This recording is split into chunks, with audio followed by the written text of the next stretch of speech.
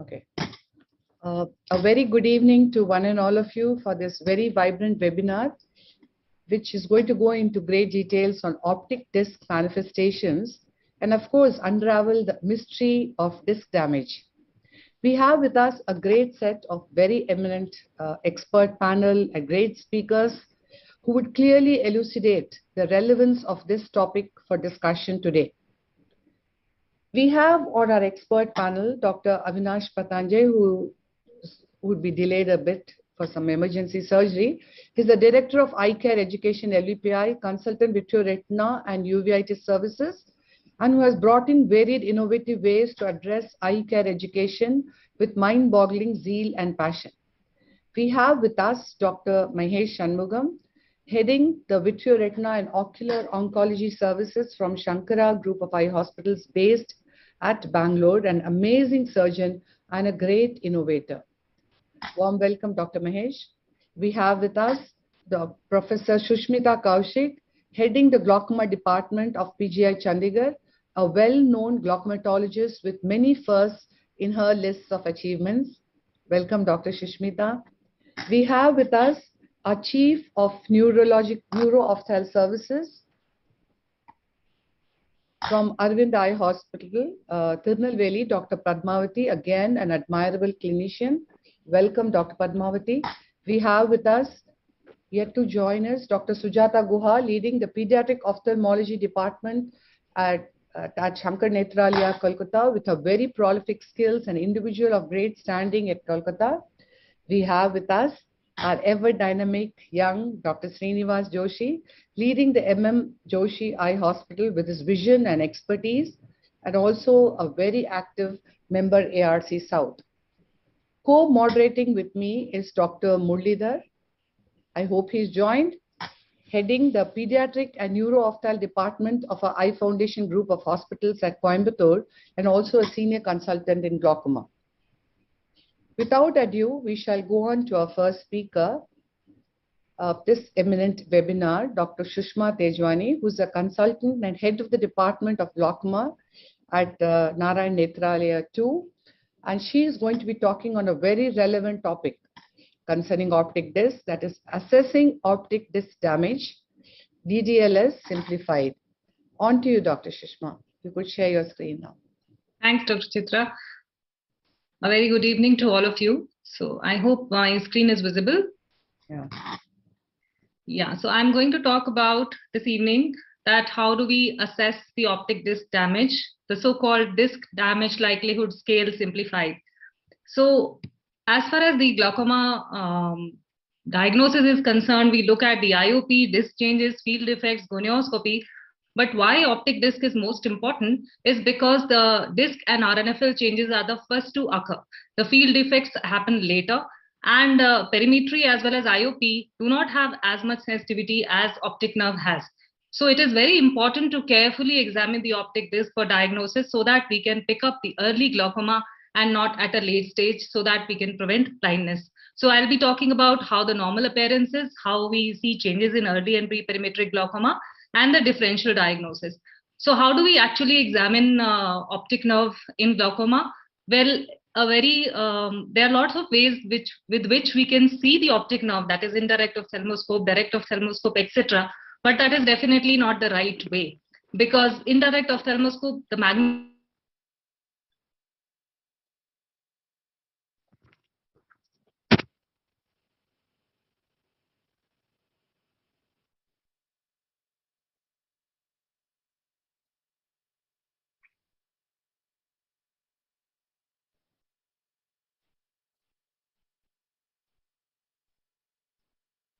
I think we lost her connection. We have lost her connection, yeah.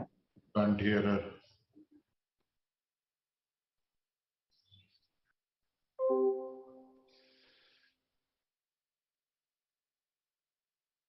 Madam, we can go with the next speaker and then we can.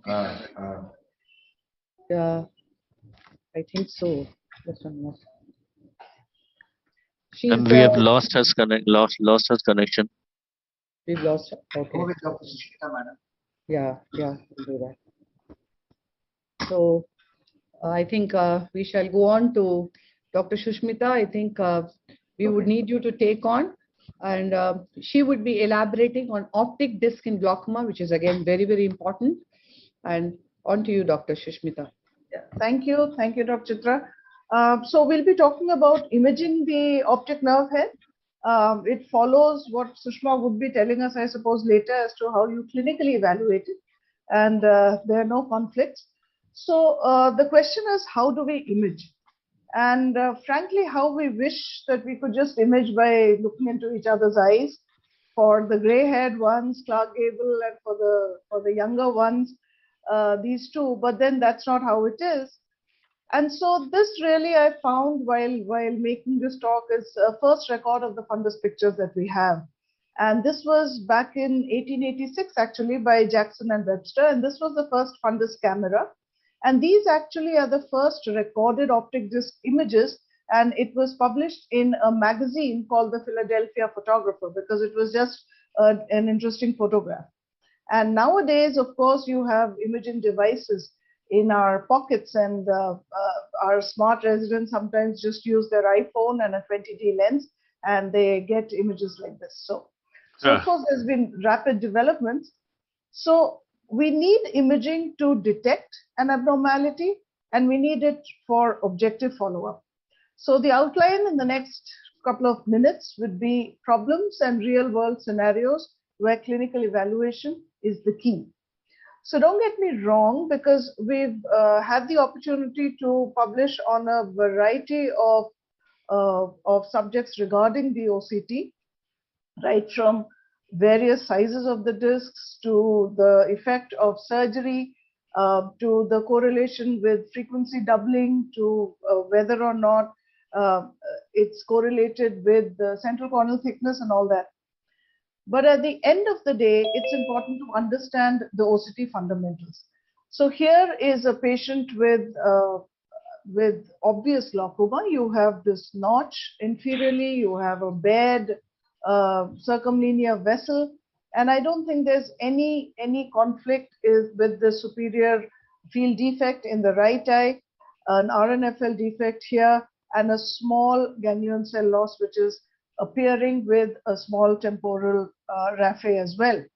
So if you actually look at it, it's an elegant way to look at ganglion cell loss leading on to retinal nerve fiber layer defects, and then the notch that we see clinically. So this is the fundamental really of how the OCT images the optic disc in glaucoma.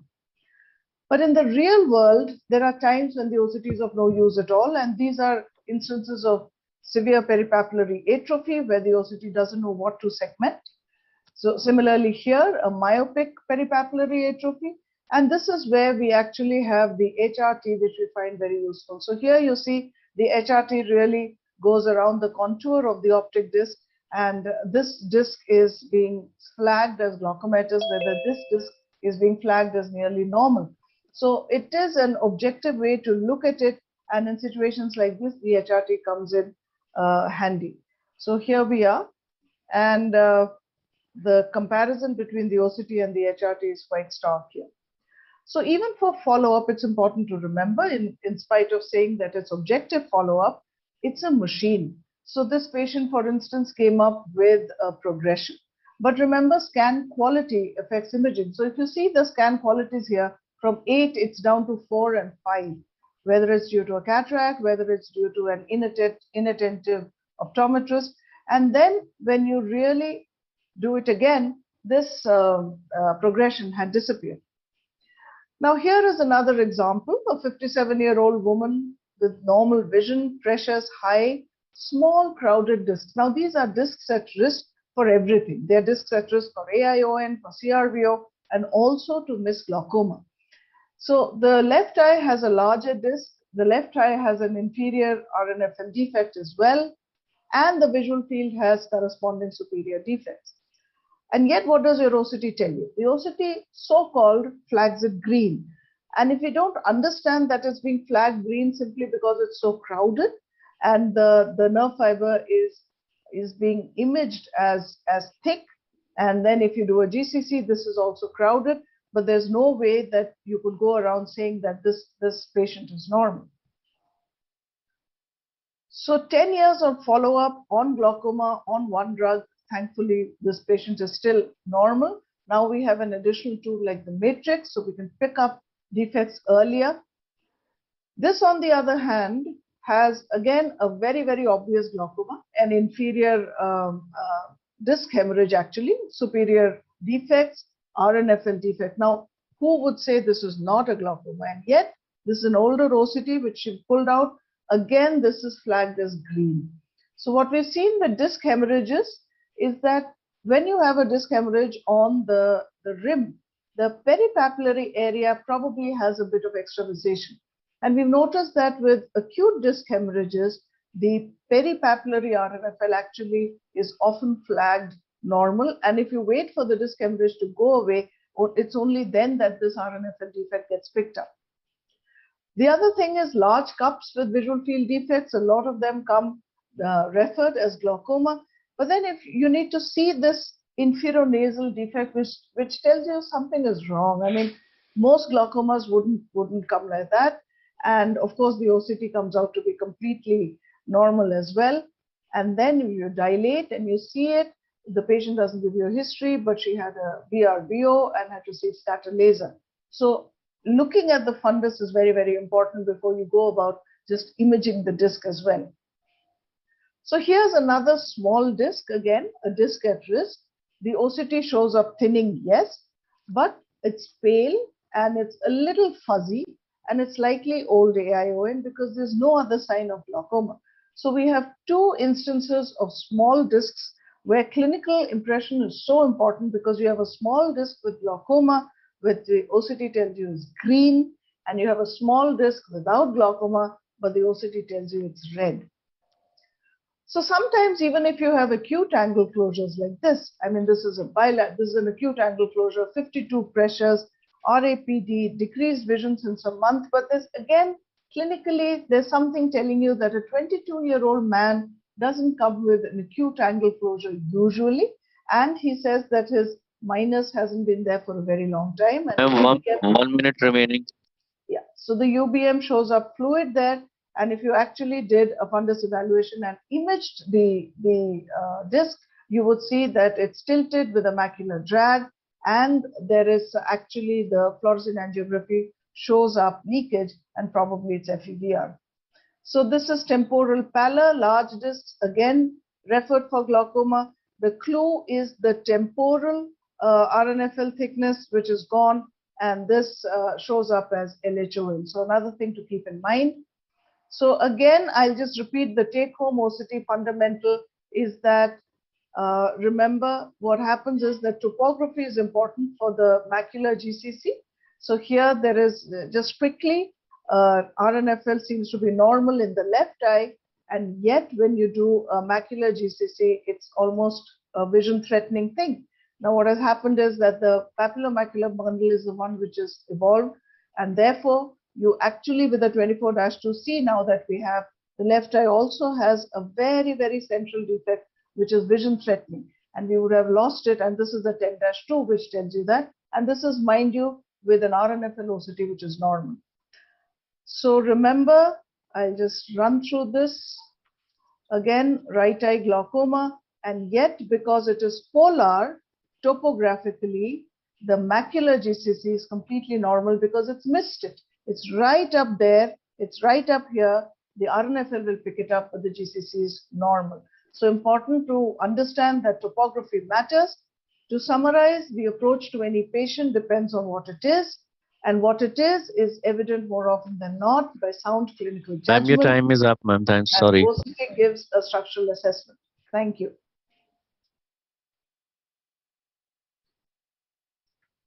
Talk, Dr. Shushmita, you brought out all those gray areas which sometimes us flummoxed. Murli, would you have a question to ask? Yeah. How useful is OCT in progression analysis?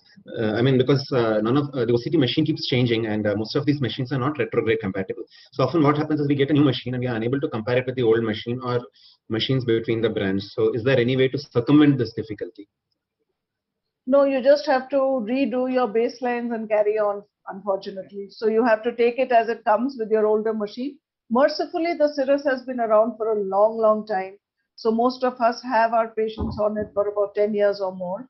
And if you get a new Cirrus machine with the same model, they can put in the older data as well.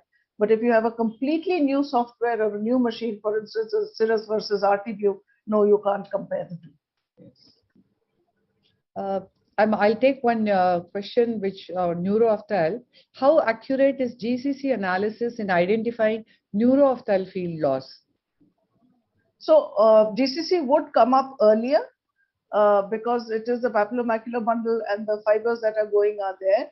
So we do have patients where the GCC comes up before the RNFL does. But having said that, as I showed you, the GCC depends on the topographic arrangement of the nerve fibers. So sometimes even with glaucomas, you can have a normal RNFL and an abnormal GCC, not necessarily meaning that it's early glaucoma. It's just that topographically, those nerve fibers are gone. Dr. Prem, would you want to add anything on this? Yeah, I would agree that in a prechiasmatic process in a neuroophthalmic patient with field loss, you often will see a change in the GCC before you see it in the RNFL. And there's evidence also even post-chiasmal lesions will eventually result in retrograde atrophy and show that, but that takes some more time. So it's a useful tool, but it may not be reliable in the early stages. Yes, yes.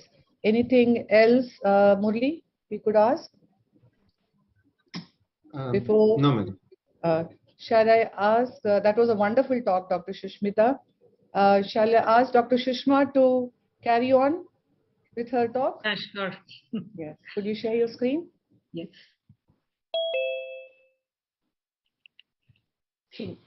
Sorry about the technical glitch that happened earlier, and I didn't realize and continued. Anyway, so I'll start talking about how to go about assessing the optic disc damage. Well, when we talk about glaucoma assessment, there are a lot of things that we look at, but optic nerve being the most important thing because those are the changes that happen the first, and they are most sensitive in terms of diagnostic sensitivity. So it is definitely important to have a careful examination of the optic nerve so that we can pick up glaucoma at an early stage and not at the late stage to prevent the blindness. So I'll be talking mainly about how to pick up changes in early and pre-perimetric glaucoma and how is the normal appearance of the disc in NFL.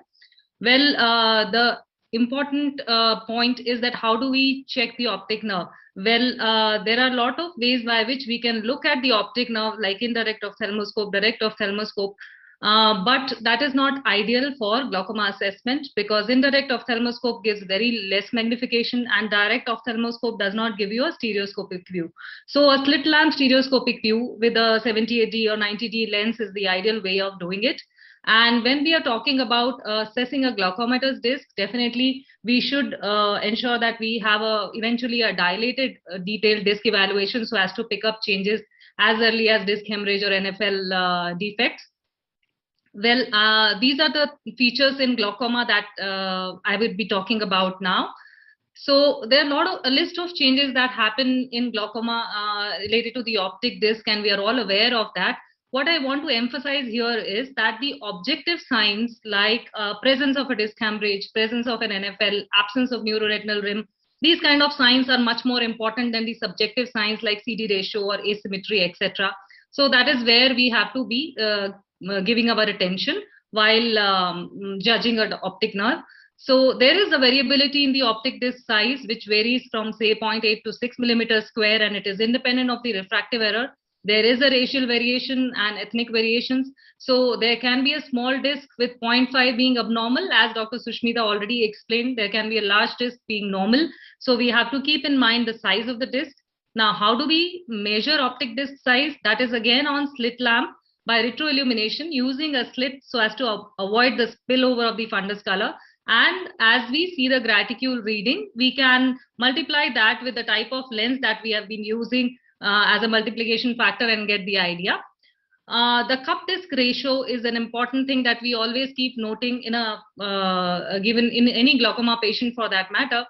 So the disc margin is actually where inner edge of the white scleral ring through which the neurons pass, and The cup is the level where the neuroretinal rim steepens. When we are talking about CD ratio, we talk about this vertical C by D ratio, and more than 0.65 is considered less than 5% in normals, and more than 0.2 asymmetry between the two eyes is considered abnormal.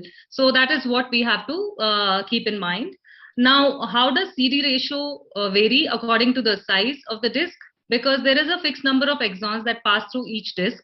And since the disc size varies, the cup being the leftover space also varies. So you can have a small disc, medium-sized disc, and a large disc, and the cup may vary accordingly. So alone, CDR does not mean anything. It varies with the size of the disc. So whenever you're talking about a CD ratio, it always has to be in sync with the optic disc size. So what is the value of CDR if it is so dependent on the disc size? Well, a larger CD ratio is suspicious, and more importantly, we can note the progression. If the ratio is increasing from 0.4 to now when you see a patient goes to 0.7, that increases the suspicion in your mind. And asymmetry, of course, between the two eyes should be kept in mind. Also, most of the time you tend to see that sometimes the size of the disc itself is different. So that is not CD asymmetry, that is the size asymmetry. CD asymmetry is something like that. So right eye of this patient is say around 0.7 and the left eye is around 0.4. And if you look at the visual fields, you can see the right eye is glaucomatous. So that is something important that needs to be looked at. The next comes the neuroretinal rim. Well, as the cup varies with the size of the disc, the neuroretinal rim also varies with the size of the disc. And we are all aware of the ISNT rule. That means the thickness of the nerve neuroretinal rim is highest in the inferior area and least in the temporal area. Well, this rule is followed in most of the eyes. I would say around 83% of the eyes. In the larger discs, there is more or less equidistant neuroretinal rim. So we don't have to say that it will follow in all the discs. But you have to look at the other things also, like the neuroretinal rim shape. So if you take a cut section of the optic nerve, this is how the normal optic nerve should look like. If there is a backward bowing of the neuroretinal rim, this is called saucerization of the disc. And if there is loss of connect between the cup and the neuroretinal rim, or the distinction is lost, that is called a sloping rim. And when there is excavation, that is what leads to the notch. And this is how it looks in the clinical appearance when you look at. So this is the sloping, and then you can see the NFL defect here. So this is an example where you can see a large disc, but if you look at the neuroretinal rim shape, the inferior rim is thinner than the superior rim. And that is what you see on the visual fields also, that there is a superior defect corresponding to that. So in glaucoma, there is definitely loss of physiological shape. ISNT rule is not followed, and the vertical CD ratio increases. A notch in the neuroretinal rim can be represented by the field as dense field defect as this. The disc hemorrhages again are a very important sign. They are very specific for glaucoma. They are seen in very less percentage of glaucoma. So the sensitivity is low because they do not last forever. They last around say 10 to 30 weeks and then disappear and translate into NFL defect. However, they can definitely translate into a visual field defect as well. The circumlinear vessel is another important thing that we can look at. Well, all of us do not have circumlinear vessel. 50% of us do have circumlinear vessel which hug the neuroretinal rim. When there is bearing of circumlinear vessel, as you see in this particular picture, that implies the loss of rim, and that is again a very specific sign of glaucoma. NFL defect, presence of NFL defect is again a very objective sign and specific sign for glaucoma. So they classically are seen as dark wedges and can translate into the field defect also. Now, what is the best way to look at the localized nerve fiber layer defect is the red-free light. This is another example of NFL defects that you can see translated into the field defect also, superior and inferior scotoma. Well, the best way to look at it is the nerve red-free photographs. However, there are imaging techniques which can look at the RNFL, but when you look at the slit lamp biomicroscopy, again the green light comes to rescue. So a normal RNFL looks like where the it is covering the vessels, and you can see small slit-like groove-like defects which are narrower than the vessels. And one minute of your time remaining. Sure. So these are the localized NFL defects, and when you have a generalized defect, then there is loss of pattern. So that is how we detect the RNFL defect. A peripapillary atrophy is another sign where we are looking at the beta zone. and not at the alpha zone. Alpha zone is more for myopes. So central beta zone is more important for glaucoma. Alpha zone can be there for myopic patients. Well, problem with myopia is in the nerves like that, it is very difficult to judge. So we have to be very careful. You can have normal fields in a deadly looking disc like this with enlargement of blind spot. And similarly, if you see this particular nerve, then you can see the superior rim being thin and there is a field effect corresponding to that. Well, so to simplify the disc damage likelihood scale. Ma'am, your time is up. Yeah, Right. it's okay. You complete your talk. Yeah. So this is the disc size measurement that we look at, and we look at the radial width of neuroretinal rim at its thinnest point, the rim disc ratio, and the circumference there where there is no rim. When there is no rim, it is considered 0. So based on that is the Ddls staging. So first 4 stages are considered the disc at risk. 5, 6, 7 is considered glaucomatous damage, and 8, 9, 10 are considered glaucomatous disability. So that is how we define the discs, and these are certain examples where you see other examples which actually Dr. Sushmita has already explained, so I would just skip that. So always remember that all the discs should be seen for glaucomatous changes. RNFL defects and disc hemorrhages are to be kept in mind when we are evaluating glaucoma, and myopes have to be evaluated carefully. Thank you for your kind attention. Thanks a lot, Dr. Sushma, for a very detailed talk. Dr. Sushmita, are you there? Dr. Sushmita? Yes, yes, Dr. Chitra. So I just wanted to ask you a question. How would you correlate DDLS against the damage noted on visual fields? Sometimes it would differ, no? DDLS with damage, well, DDLS also tells us the clinical glaucomatous optic neuropathy. And if we have a normal visual field, well, that's when we call it a pre-perimetric glaucoma.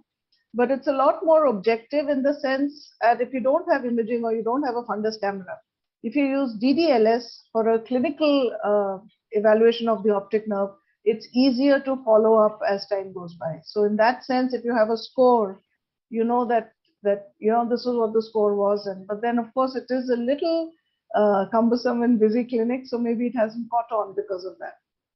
But otherwise, if it's glaucomatous, it usually, I mean, we would say that corresponding field effects would correlate to be glaucoma. Yes. And if it's a small dysplastic disc, how would you do? Yeah, so small discs are the bane of us all the time. Yeah. For the main reason for a glaucoma person is that glaucoma is missed so often. So you just keep you keep the fact in mind that it's a small disc and you have to measure it every time. So for a small disc, the 0.6 cup to disc ratio doesn't hold true, because even a 0.2 or up to a 0.2 or maybe a no cup is normal. So anything about 0.3, 0.4 would make it very, very suspicious. So that's the main thing to keep in mind with a small disc. Probably in those cases, you need to go by the progression of the visual fields, which gives us a greater clue, right? Also, the DDLS staging gives disc size into account. So the smaller cup has a larger score, even in DDLS or clinical grading for that matter. So, any other question, Morley? Yeah, madam, any limitations of the DDLS? I mean, it doesn't tell you the location of the notch or... No, it does it does not tell you location of the notch. Also, there is no scores for sloping of the rim. I think I had put a disclaimer, but I could not speak that absence of the rim or sloping of the rim, there is no differentiation. Whereas in terms of severity, that would be different. Sloping would be much earlier than the excavation happens. And the exact location of the rim absence is what you would not know. You will only know the clock hours. So it is still important to have a disc diagram along with the DDLS staging, I would say, to be accurate. Anything else? One more thing in acute. Yes, Murli, go on. Generally, it is said that pallor more than cupping, generally it's said it's non-glaucomatous optic atrophy. But sometimes in acute angle closure glaucomas or in some patients where there has been a high spike in IOP, we do get a disc pallor which can exceed the cupping. I mean, your thoughts on this, madam? Yeah, very true. In a acute attack angle closure or even in neovascular glaucoma, if you have a very high spike for a short duration, you will see more of ischemia or pallor than the cupping. Dr. Shushmita, would you want to ask anything else before we go on to our next topic? No, I think we can go on. Okay. Carry on. So we shall now go on to Dr. Jatinder Singh, who's heading the Department of Vitreoretina Uvea Services at the Eye Foundation Group of Hospitals, an excellent surgeon of great repute, to talk on challenges in the optic disc diagnosis and management. Could you share your screen, Dr. Jatinder? And welcome, Dr. Avinash.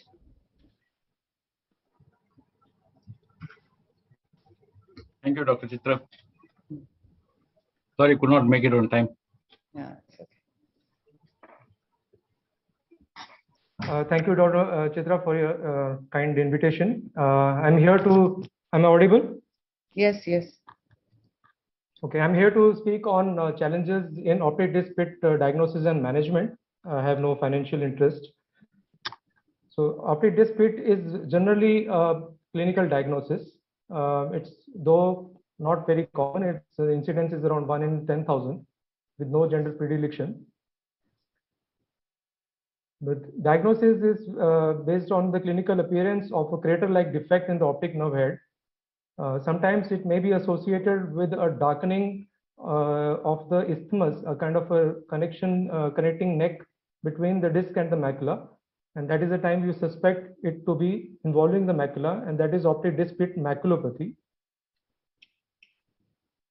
So the OCT undisputedly is the best diagnostic tool for diagnosing a case of optic disc pit without maculopathy in doubtful cases. 70% of the pits are temporarily located, and of these 50% of them, more than 50% of them are likely to develop maculopathy.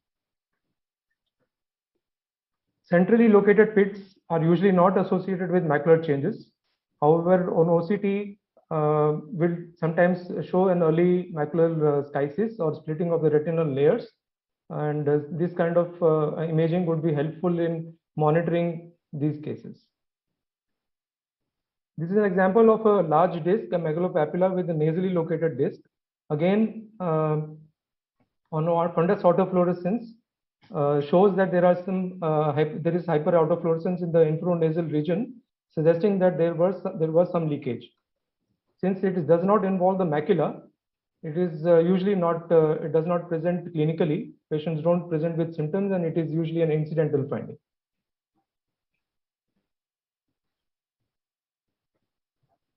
So this is an example of normal fellow eye with the optic disc pit and disc coloboma.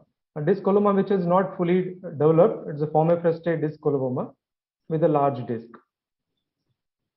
Another example with pit in one eye and optic disc coloboma in the other eye.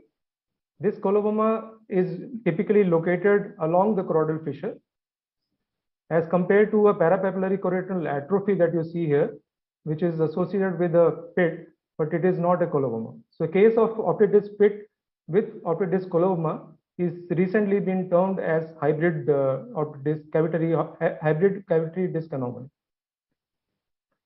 So another example of an optic disc pit with retinochoroidal coloboma and iris coloboma. A megalopapillar disc can be associated with an optic disc pit in the fellow eye. So generally, to drive home the point that optic disc pit is probably a spectrum in the vast collection of diseases which involve the optic disc. These all collectively can safely be called as cavitary optic disc anomalies. This is the optic disc coloboma showing maculopathy.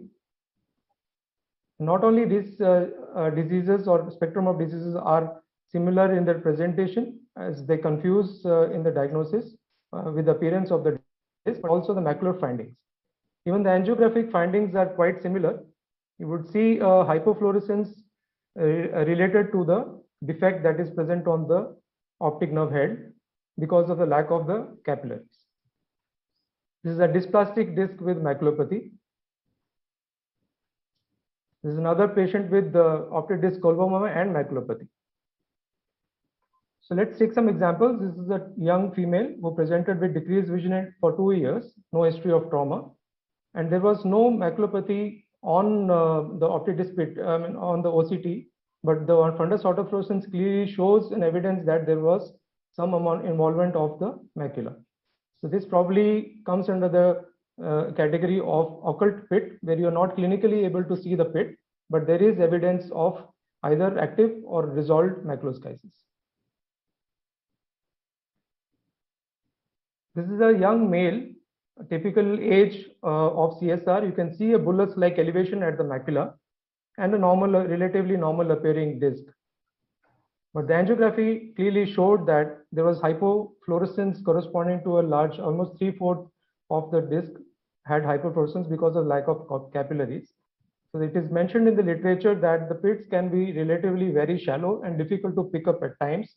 The depth of the pit can vary from 0.5 disc diameter, 0.5 diopters to 25 diopters. On the other hand, you can see a typical macular finding of a maculoschisis, just like you see in a pit, but fundus autofluorescence would show typical RPE atrophic tracts, suggestive of a complicated or a resolved teardrop CSR. Some cases of myopia, which show a lot of degenerative changes, can be associated with peripapillary retinoschisis or peripapillary schisis. Even in absence of degenerative changes in the macula, a myopic eye can show fractional maculopathy. The clinching point to diagnose this entity is normal zone, a lucid interval or lucid zone between the disc and the macular findings.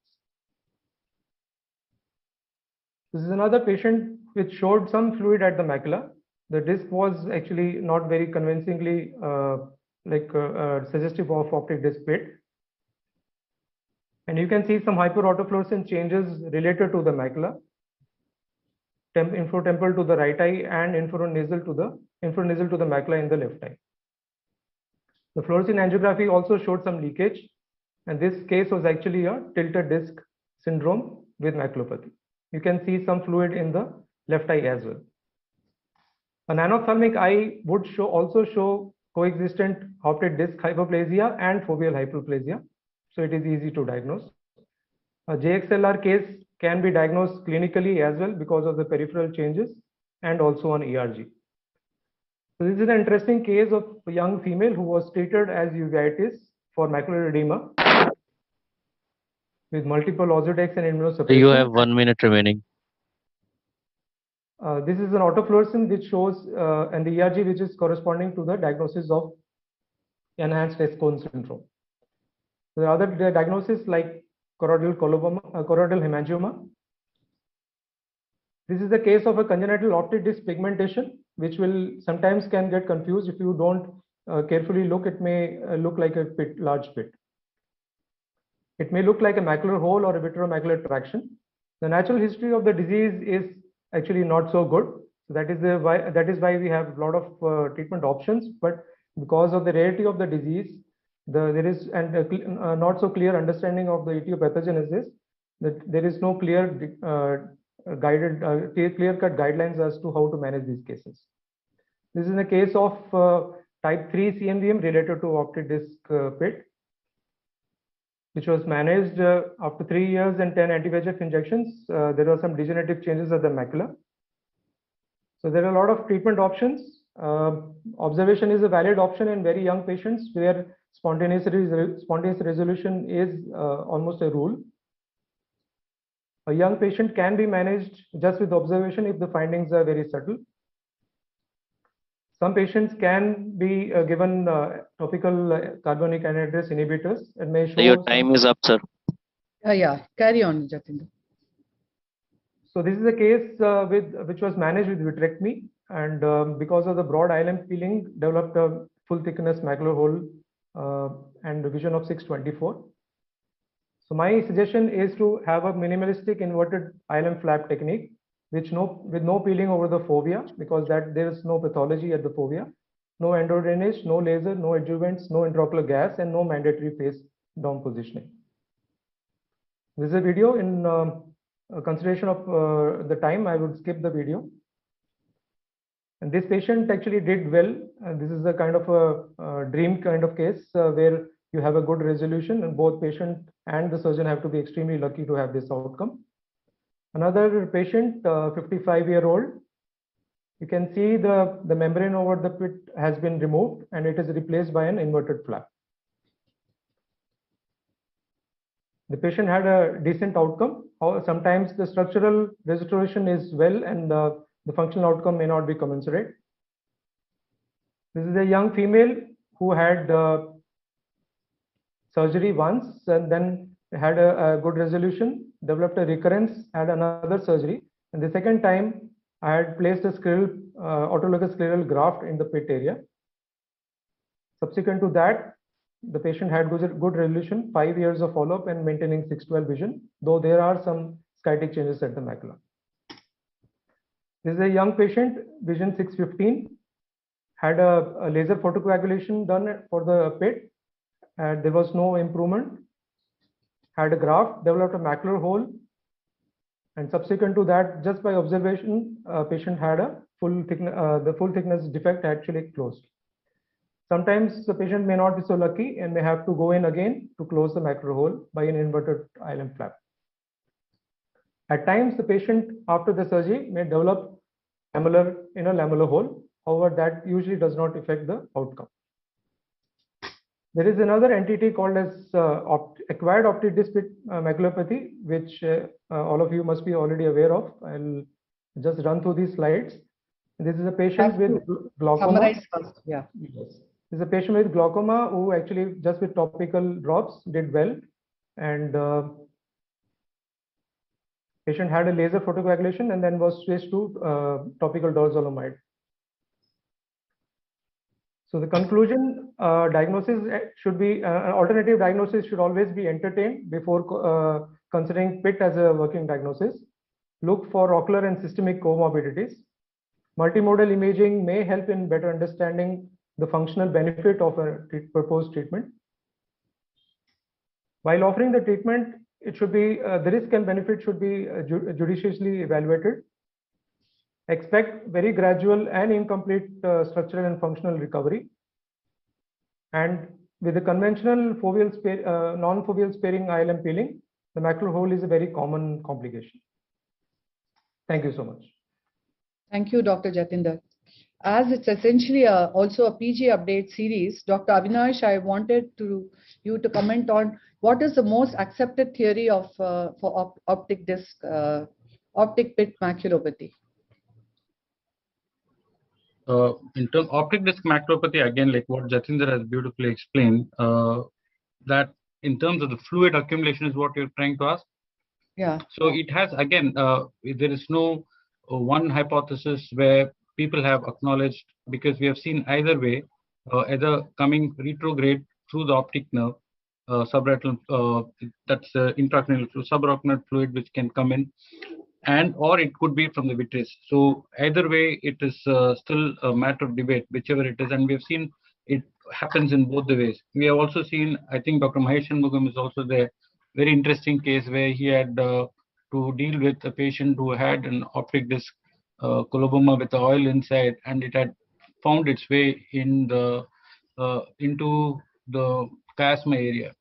So something like this can also happen sometimes in cavitation syndromes involving optic disc. Dr. Mahesh, would you have anything to add? A very nice presentation by Dr. Jatinder. He has covered everything. So laser photocoagulation is not done more often nowadays, but I would use that if the gap between the fluid and the optic nerve is very, very small, so that inflammation does close it. So younger patients where the fluid is not extending up to the macula, I would do laser. But otherwise, surgery seems to be the option. Srinivas, I wanted to ask you, what kind of visual field defect would you see in optic disc pit?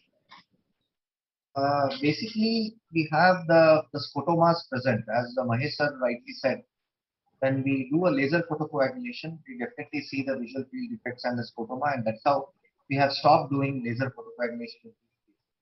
And what I believe the most common theory, which is also accepted as Avinash sir said, is probably because of the traction, the vitreous traction on the retina and the underlying area of Martigiani or bursa premacularis, that creates a kind of negative pressure, and that tries to drive the fluid, the vitreous fluid or the cerebrospinal fluid, and that's how going into the submacular space, and that's how we describe it as ODPM, optic disc pit maculopathy. And I think treatment options have been very nicely explained by Dr. Jatinder sir. I totally agree with his points. There is no laser, but I have seen few patients who have been treated with macular buckle, and they have been done very well. But again, the challenges of the macular buckle is always there. I have done 15 cases where I have done inverted ILM flap, like how we described. I don't do an ILM peeling over the oval area, and very nicely he has shown it can cause a large macular hole. But I still feel that there is some negative pressure inside the pit, and that's how when we stuff the ILM, it stays very well. And even I think in Arvind also, Dr. Naresh Babu has published where he has put a scleral patch graph, and what Dr. Jatinder also showed it very nicely. Filling the pit, I think when there is a communication with the macula, I think that's the mainstay focus of treating these patients. Thank you very much, Srinivas. And Dr. Madam, Dr. Brodsky, shall we ask him because he has written a chapter? Yes, sure. Dr. Michael Brodsky, any comments that you would like to make? Yes, it's gratifying to see Harvey Linkoff. You know, he was a retina specialist in New York, and he was in his late 70s, and he described this mechanism of retinoschisis leading to macular hole, leading to serous retinal detachment with optic pits, and everybody thought he was crazy, and people derided him. And I remember arguing with our retina person that that's not a plausible mechanism. So it's nice with OCT to see that the clinical observations he made just by looking at the retina proved to be exactly accurate. I've seen a few cases of optic pit associated serous maculopathy in children, and there's been a few reported. And for whatever reason, maybe because the vitreous isn't pulling forward as much, those tend to resolve spontaneously in my experience. Now, it's a very small number, but so I think in children, when you see this, you want to sort of soft pedal it and not treat too quickly. Thank you very much, Dr. Mike. Dr. Chitra, I have just 2 points which could be of help for the postgraduates. First point is the disc which has the pit is usually larger than the other disc. That's the first point. And second point is, and we know that it's an important differential diagnosis for patients with central serous retinopathy. So anytime when one comes across a central serous retinopathy and it courses towards the disc like a flask shape and the fluid percolates towards the optic disc, so always try to rule out a pit. So those are the important 2 clinical pearls I would like to add. I just make one more point, just last point, Dr. One, you asked about the field effect. So you can see a central scotoma or an arcuate defect because the fluid is tracking to the macula. Second, most of the time this optic disc pits are temporal, but there can be a pit-like structure which you can see on nasal side, and generally those patients are likely to have NTG. Yes, thank you very much. I had all these questions which needed the right answers. Thank you. Dr. Jatinder, your talk was really good. So I think we shall now go on to our next speaker, our very eminent Dr. Mahesh Shanmugam, who is going to be talking on tumors of the optic disc. On to you, Dr. Mahesh. Thank you, Dr. Chitra. You can see my slides. Yes. Yeah. Thank you, Dr. Chitra and the ARC for this opportunity to meet you all virtually. I'll be speaking about optic disc tumors in the next few minutes. So most often what we would do is look at this pigmented lesion at the optic disc. This is what we commonly come across when we routinely examine the fundus. So this would be the melanocytoma. It could be just a gray or a black pigment at the optic nerve, which is not elevated, and an incidental finding, and the patient is just followed up and doesn't need any treatment. But not all melanocytomas are innocuous. Melanocytomas can increase in size and can result in a visual field defect. That's when the patient can present symptomatically. And when it increases in size, what happens is it outgrows its blood supply and can set up an inflammation. So if you see carefully here, there are radially arranged hard exudates. So the patient can present with neuroretinitis. So a patient with melanocytoma can present with decrease in vision because of the neuroretinitis. And when the tumor undergoes necrosis, it can throw the seeds into the vitreous cavity. These do not mean that the melanocytoma has turned malignant. It just as it grows, it can result in these changes. This is yet another patient. You can see a very subtle melanocytoma, but presenting with the blurred disc margin and shows leakage. So patient is presenting with optic neuritis. So rarely melanocytoma can cause optic neuritis as well as neuroretinitis, which is when these patients will need treatment in the form of steroids, which will resolve the inflammation, and the visual recovery can be there. So yet another pigmented lesion at the optic nerve head is this melanocytoma, but then if you see carefully here, there is an associated gray subretinal choroidal lesion with associated drusen. So what we are looking at here is a giant choroidal nevus associated with the optic nerve involvement. So we treated this patient in the earlier days with the transpupillary thermotherapy. While the choroidal component resolved, you can see the optic nerve component is increasing in size, and this is what happened. So what you are seeing is actually a melanoma, which is mimicking a melanocytoma, and this patient, because it was involving the optic nerve, had to undergo an enucleation. So sometimes we may not be able to find out if it is a melanocytoma or a melanoma, in which case we do a biopsy. Here we have done a vitrectomy, opened up the capsule overlaying the lesion, took a small bit of the lesion and sent for cytology. So this patient was followed up as a melanocytoma, and the lesion was increasing in size. How do we follow up these patients is do a serial photograph and then keep following up to see if the lesion is increasing. So when it is increasing and when there is a doubt and there is a visual field defect enlarging, we suspect a malignant transformation and do a biopsy, which is particularly rare. We can't do a fine needle aspiration biopsy considering the lesion is at the optic nerve. This patient ultimately turned out to be a melanocytoma, and the patient is on follow-up over the last 7 to 8 years. Moving on to another pigmented lesion. So here we see some amount of gray pigment, and the lesion is little elevated, involves the optic nerve and the peripapillary region, associated with gliosis, retinal thickening, along with the vascular tortuosity. So what we are looking at is combined hamartoma of the retina and retinal pigment epithelium. This, once again, these patients may be amblyopic if this lesion involves the macula, and the OCT can be confirmatory. There are OCT changes which do tell us that this patient has a CHRRP and not an idiopathic epiretinal membrane. So you will see thickened retina and an epiretinal membrane, mini and maxi peaks, what we see here, and intraretinal sawtooth is what we see here, and the omega sign, which was described by people from RP Center, is sign on the OCT. Most often CHRRPE, nothing we do, but if in case there is a very minimal distortion of the macula, we can consider doing a epiretinal membrane removal surgery with a vitrectomy. But I have found that the membrane recurs and the visual improvement at best is about 1 or 2 lines. So most often we follow up these patients.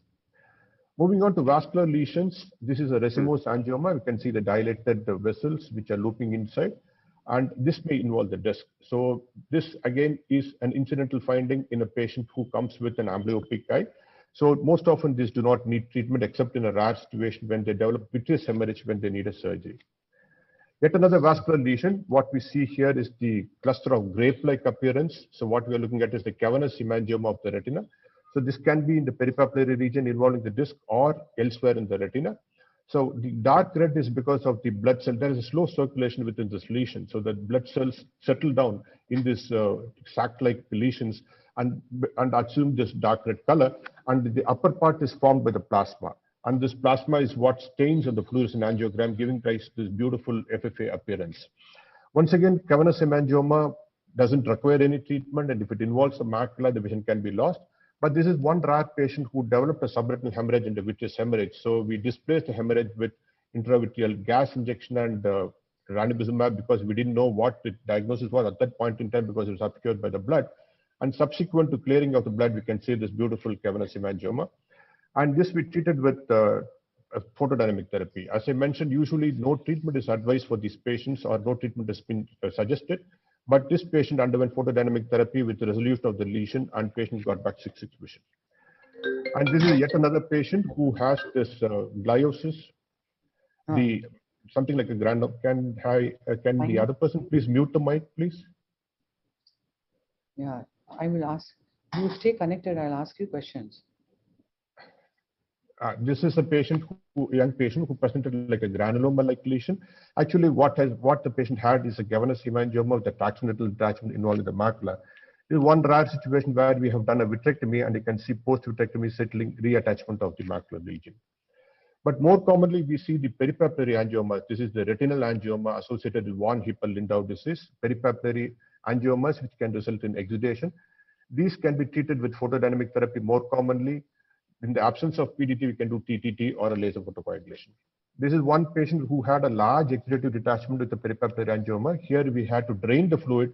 So what you see here is the subretinal transscleral drainage using the needle. We drained the fluid, reattached the retina, and the lesion was treated with laser photocoagulation. So vascular tumors, if it is something like a racemose or a cavernous hemangioma, patients already have lost vision because of involvement of macula, and we don't have to treat them, just follow them up. But in select situations, we treat. But what we need to remember is that these are part of phacomatoses. Cavernous hemangioma, racemose hemangioma, Warneper-Lindau, all are phacomatoses. So these patients should necessarily undergo neuroimaging as well as systemic evaluation. Moving on to another bunch of lesions. So here we see a flat gray, white, round or oval smooth surface lesion, which is an astrocytoma.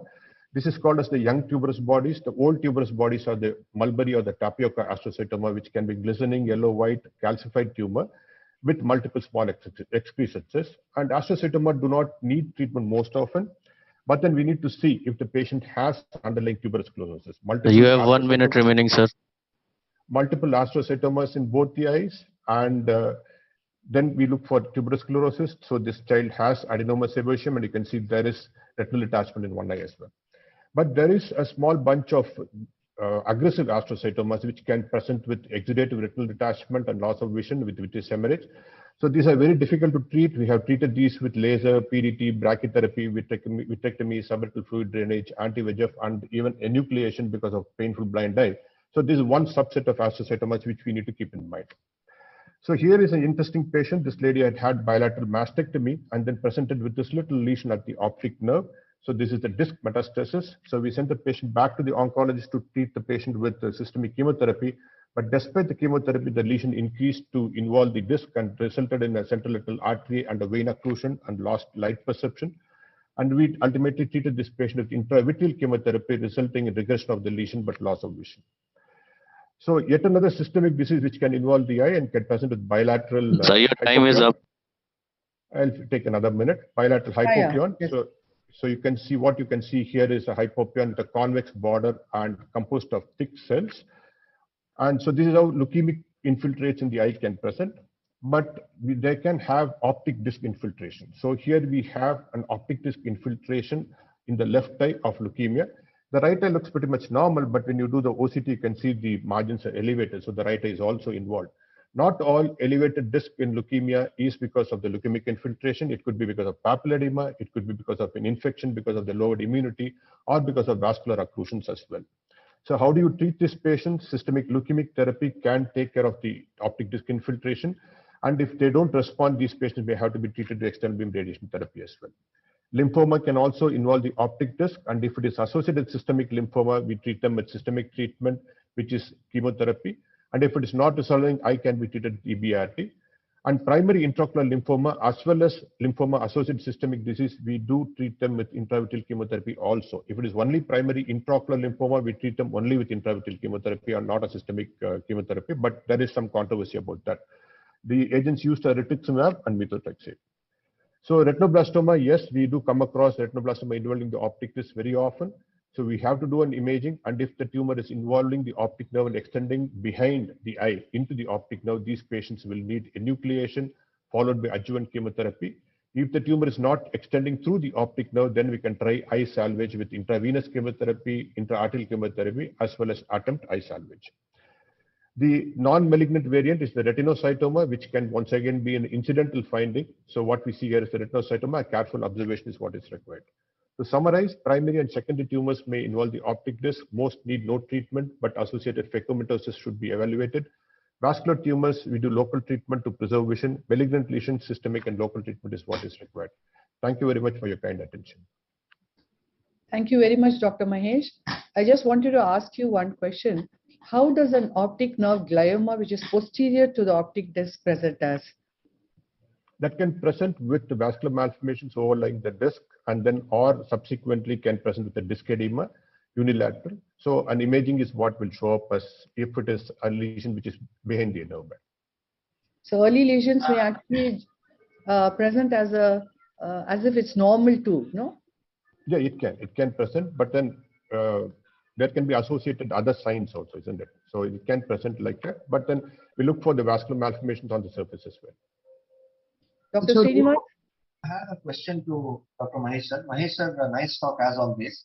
In cases of combined hematomas, as you mentioned, where they have attraction and you saw all those signs, in how many of these cases we have to intervene? Because I have done 3 of the surgeries in that, and they do improve by 1 or 2 lines. So do you still think that operating on these cases, even if it is 2 smaller line improvement, a chance, and what are the high chances of recurrence in these cases? Because they have not followed up with me for long. Yeah, the overall results are not too great as in an idiopathic ERM what you would get. That's because the glial tissue involves the inner part of the retina as well, and there is disorganization of the retina. So if it is a young patient and the foveal anatomy is not too much distorted because of the tumor, but because of the ERM, then I would attempt a surgery. But if the foveal anatomy is distorted because the tumor is involving it, then there is no point in attempting surgery. And as I mentioned, literature also suggests if it or at best you will probably have 1 line improvement or 2 lines improvement, and there is always an associated amblyopia in these patients. So we should think quite a bit before we attempt surgery in these patients, because it's not worth the visual results which we get in these patients. Can I make a comment on that? Yes. Yes, Jatinder. Yeah, actually, ERM formation may be a part of the lesion itself, the combined hematoma. At times, it can happen secondarily. So if you have noted a normal foveal contour or no ERM at the macula in earlier, and subsequent follow-up, you have a secondary ERM formation, those cases actually do well as compared to the eyes which have a primary involvement of the macula because of the combined hematoma. It's a little difficult to make out because most of the time only if you have with involvement of the tumor. Only if you have documented evidence that it is secondarily involved, you can see, bravely go ahead with the surgery. They have good outcome. Okay. Any other discussion, Dr. Avinash? You have anything to add before we go on to our next? Wants to say something. I have a question to Dr. Mahesh. Nice talk. One question was, in your experience of the optic disc melanocytoma, how many patients have you seen progression of the lesion? Progression is not very uncommon, madam. Like I showed, the patient developing optic neuritis with the vitreous seeding and the neuroretinitis growth. All this I have seen, but malignant transformation is exceedingly rare. So I have not seen a malignant transformation very commonly, but progression, yes, it can happen in a bunch of patients. What is your duration of follow-up, or how much duration do you keep as a follow-up period?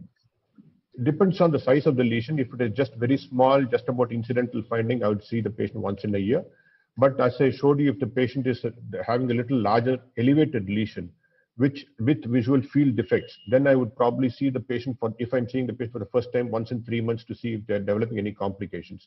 A couple of visits, if they're fine, then probably once in 6 months or once in a year. Thank you. Thank you. Thank you very much. Yes, Dr. No, I just wanted to comment because this is for the PG. So you spoke about glioma. They should make sure that they look at the signs for neurofibromatosis, because those two can be associated. Optic nerve glioma with neurofibromatosis. Yes. Thank you.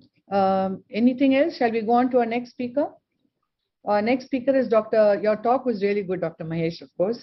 Our next speaker is Dr. Avinash Patanjay, who is going to be elaborating on one more aspect of optic disc involvement, that is uveitis with optic disc. On to you, doctor. Yeah. Thank you, Dr. Chitra, again for giving the opportunity. Hope my slides are visible. Yes. Right. So we know that the disc can may get inflamed in anterior uveitis, intermediate uveitis, posterior uveitis, and also in scleritis. So having understood the fundamental about the involvement of the disc, which may happen few times, my talk is framed on 10 questions which would help us to understand the disc involvement in uveitis. So I have framed 10 questions which would help us to take back some solid take-home message clinical pearls. The first one is, if there's a disc infiltrate with multifocal choroiditis, how can we clinically identify a possible etiology? Now, there are two important differentials we have, whether it could be due to tuberculosis or sarcoidosis, especially when a patient presents with multifocal choroiditis. And fortunately, for both of them, there's a triad which would help us to make a diagnosis on clinical evaluation, and most of this happens to be in the posterior segment down and anterior segment evaluation. So the triad for tuberculosis being subvascular pigmentation and the focal kinking of vessels, what you can see here, and the reactivation within the scar. So if any of these you are able to see along with an infiltration of the disc, most probably we are looking at a possibility of a tuberculosis involvement. So having spoken about the triad by which we can make a clinical diagnosis of tuberculosis, so in sarcoidosis, the triad, apart from infiltration of the optic nerve head, they have this candle wax stripping, and third is the inferior retinal involvement.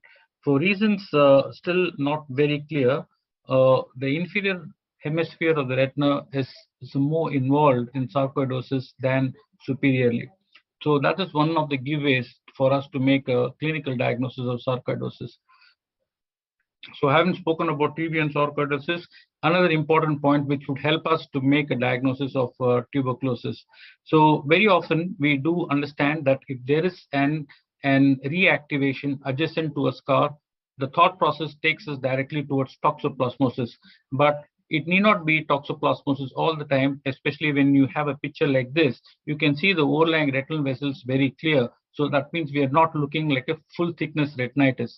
So it is an involvement involving, it's an infection which is primarily involving the choroidal level and maybe the outer retina as well. So if we have to have a clinical reasoning with an analytical thought process attached to it in this particular patient, so pigmented scar with a subretinal lesion adjacent to the scar and with overlying retinal hemorrhages, and on OCT you can see the elevation of the retinal pigment choriocapillary complex with the disorganization of the retina, and third, in this patient, the MANTO was positive. So rightly so, we made a diagnosis of possible etiology of tuberculosis. We started the patient on anti-tuberculosis treatment, and the proof of concept is the resolution, what you can see in the right. So sometimes clinical reasoning would, with the clinical features, what with patients present with helps us to find the etiology and makes it easier. So what would be our approach in a disc which is involved in a HIV patient, especially with toxoplasmosis or even any other infection which happens? So never forget to get a neuroimaging in these patients. And we all know that steroids have to be used judiciously, and especially with optic nerve involvement, be very cautious. And a word of advice is, if there is an infection which is involving the optic nerve head, even in HIV patients, intravitreal treatment alone would not be sufficient. A systemic antimicrobial therapy is very important in these patients.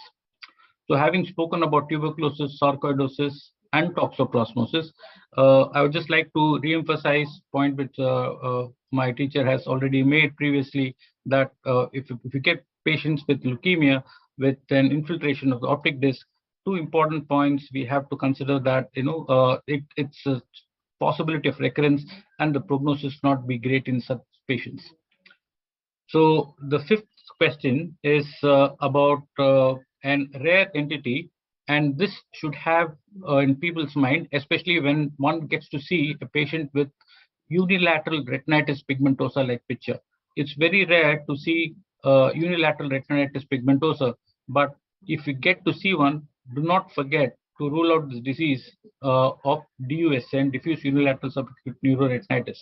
And one easy way to differentiate between DUSN and unilateral retinitis pigmentosa is electroretinogram full field ERG is rarely extinguished in DUSN compared to patient with unilateral retinitis pigmentosa.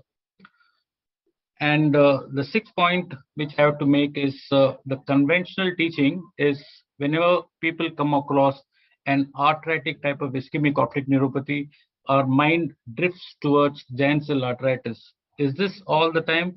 Not. It may not be the case. We can even have an younger patient who can present with ischemic or arthritic type of ischemic optic neuropathy.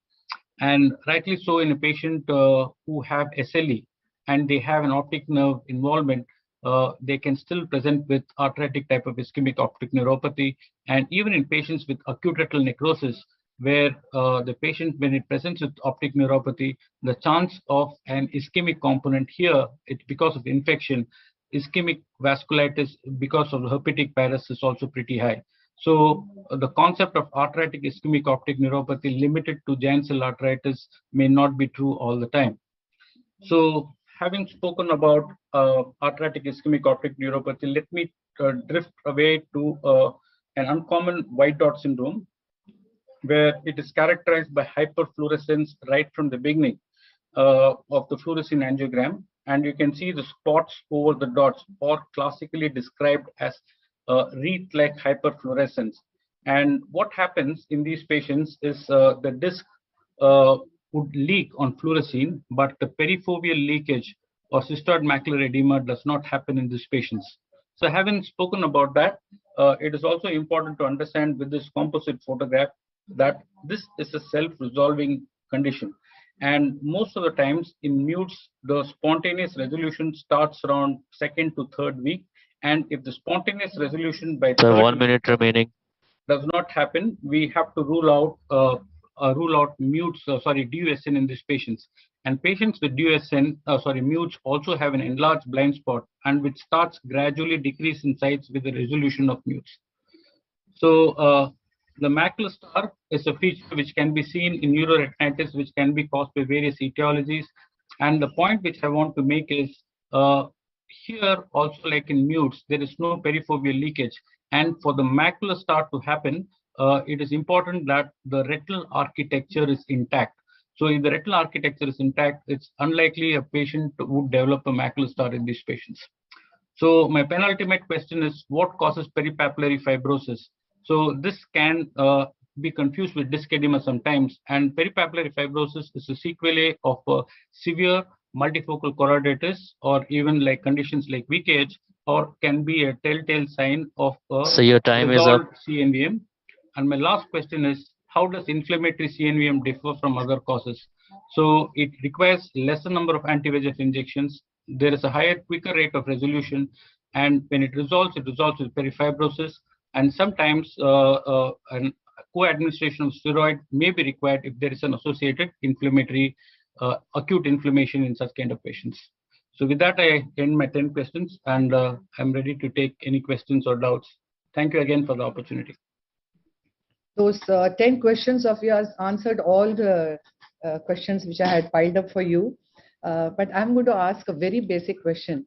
Why is it that the optic disc nerve head vascular plexus so sensitive to fluctuations in blood sugar and blood pressure? Can anyone answer this? Okay, now if you look at, to a certain extent, it depends upon the blood retinal barrier also. So auto-regulation also in these patients, especially when you're looking at hypertension. So retinal vessels have auto-regulation. The choroidal vessels does not have auto-regulation. But when you look at the disc, it is supplied by both the retinal vessels and the choroidal vessels also. So there is an incomplete auto-regulation which happens at the optic nerve head. That's the reason why in patients with accelerated hypertension, the patient can get disc edema. But it is also important that when a patient gets disc edema and accelerated hypertension, because of the autoregulation which gets distorted in these patients, never allow the blood pressure to drop suddenly, which can happen, and that can progress to ischemic optic neuropathy. Thank you very much. Dr. Mike, would you have anything to add to this? No, I don't think I do to this one. That was excellent, and I really enjoyed it. So thank you very much. Dr. Mahesh, you have anything to add? Not really, Dr. Chitra, because I cannot. Uveitis is his forte. Yeah, and he seems to have covered it all. Very Dr. nice. Avinash, Dr. Avinash, excellent presentation as usual. Just a point on the DUSN versus unilateral RP. Like in absence of ARG, clinically, if there is a clear zone between the peripheral pigmentary changes and the macular involvement, like atrophic maculopathy, that's an indicator of a congenital disease rather than DUSN. DUSN will not respect, there would be no lucid zone between the peripheral and macular changes in DUSN. it depends on how much of retina getting involved and how these worms travel actually. And sometimes we have also seen very interesting only inferior hemisphere getting involved than the superior ones. It all depends on how the worm is traveling. There can be a localized limited involvement, but if the worm has traveled the macula to the macula, there would be a track or some changes like connecting the peripheral and macular changes. That depends again on how big the worm is. If the worm is very small, sometimes you will not be able to see one. The bigger ones, yes, you can see these tracks going all over. Okay. Thank you very much, Dr. Avinash. So we go on to our next speaker. I think he would have to go back to his OPD apparently. We have with us Dr. Prem Subramaniam, who's the Chief of the Neuro Department, University of Colorado School of Medicine. And he is going to talk on approach to optic neuropathies with a normal appearing disc. So on to you, Dr. Prem, and we are really happy to have you with us. All right, thank you very much. It's a real pleasure to be here. And so in the next 10 minutes, I'll talk about how we approach the patient who has an optic neuropathy with a normal disc. And the learning points that I want to bring forward are, first of all, is the disc truly normal, and what allows us to determine that? And time course is going to be very important in this as well. Key history elements. When you look at a patient who you think has an optic neuropathy, the time over which it develops is very important in guiding your management and workup. Exam features, and then of course the workup and acute management. So when you have a patient in whom we suspect an optic neuropathy, and typically then we would think they have a retrobulbar optic neuropathy, why is the optic disc normal? Well, of course, it might not be an optic nerve problem. There can be a subtle retinopathy, a media opacity, but we're going to leave that aside. Another issue is that it may be too early for changes to be seen, and I will show you some case examples of that. Even disc swelling takes time to develop, and the patient shows up to see you within the first 72 hours of onset of symptoms. The disc may still look normal. And of course, pallor takes weeks after the injury to the optic nerve occurs to develop, so you will not see it early in the clinical course. And then the optic disc may not be normal, but it may be a symmetric process so that both optic discs look the same, and that can be misleading to you. So let's look first at this case of a 23-year-old man who noticed vision loss in the right eye 6 weeks ago. It was painless, there was no associated trauma, and he's had no illness. Now he has vision loss in his left eye. He's 660, 2200 in both eyes. He has poor color vision. There's no RAPD and brisk pupils. Remember, this is a bilateral process, and RAPD may not be seen when there is a bilateral optic neuropathy. His anterior exam was normal, and initially, the initial impression of his optic nerves is that they are normal. But you can appreciate that there's a little bit of hyperemia of these discs. There's not true swelling. This is an example of the pseudo swelling that is seen in this particular disorder. And you see it bilaterally, both in the first affected eye as well as the second affected eye. And because of the close time course here, because of the patient's age, this was highly suspicious for a hereditary optic neuropathy such as LHON. And indeed, upon further investigation, that is what appeared to be the case here, and this patient went on to be counseled subsequently on that disorder. So remember, the disc may not be completely normal. It may have some findings that can help you to distinguish it from a truly purely normal optic disc. Now, a retrobulbar optic neuropathy in the Western world more typically presents like this: a common presentation of a 28-year-old woman with a new right-sided headache. 3 days later, notes right eye vision loss, some pain with eye movement, and she's otherwise well and has no relevant past medical history. Her visual acuity is reduced in her right eye. She does have an RAPD in this unilateral process. She has full extraocular movement, but painful, and she has a normal anterior and posterior segment examination. So with 3 days of pain followed by vision loss, pain with eye movement, this is, of course, a characteristic classic presentation and makes us suspicious for a retrobulbar optic neuritis. Now, a papillitis may present in the same way initially, because I said to you that disc swelling can take some time to form. So it is important to follow up with these patients clinically to make sure that the disc does stay normal in that first week after the onset of their symptoms. But characteristically, in a retrobulbar optic neuritis, we're going to get an MRI, and the MRI in this particular case, as we expected, showed enhancement of the right optic nerve compared to the normal left optic nerve. And this is a patient who we are going to look, of course, this confirms our suspicion of a retrobulbar optic neuropathy. This is just a different patient with a different appearance of the optic nerve on MRI, but we are more interested in what the MRI brain shows because it may show these black hole type lesions, these periventricular white matter lesions that increase our suspicion that this patient may have a systemic demyelinating disease. So I mentioned to you that history is critical in deciding what may be causing the problem in our patient, because let's change the history. Let's look now at this 28-year-old woman who presents now with a chronic right-sided headache. In fact, she didn't mention it until asked. She's had 6 months of blurred vision in her right eye. It's perhaps getting slowly worse, but not really. There's no pain with eye movement, and she also has no history of trauma or illness. Her exam is exactly the same as the patient I just showed you. Decreased acuity, RAPD, no pain with eye movement though. Some pain when she moves her eyes around them. Some patients have that, right? And her posterior segment looks normal. Now, we are not suspicious here for an acute retrobulbar optic neuritis. You should not think that that is your first differential diagnosis. We are instead concerned that there is some other process that could be causing a retrobulbar optic neuropathy. And what can do that? Chronic optic neuropathy, slowly progressive optic neuropathy, makes us think of perhaps a compressive lesion that could be causing this, not an inflammatory lesion.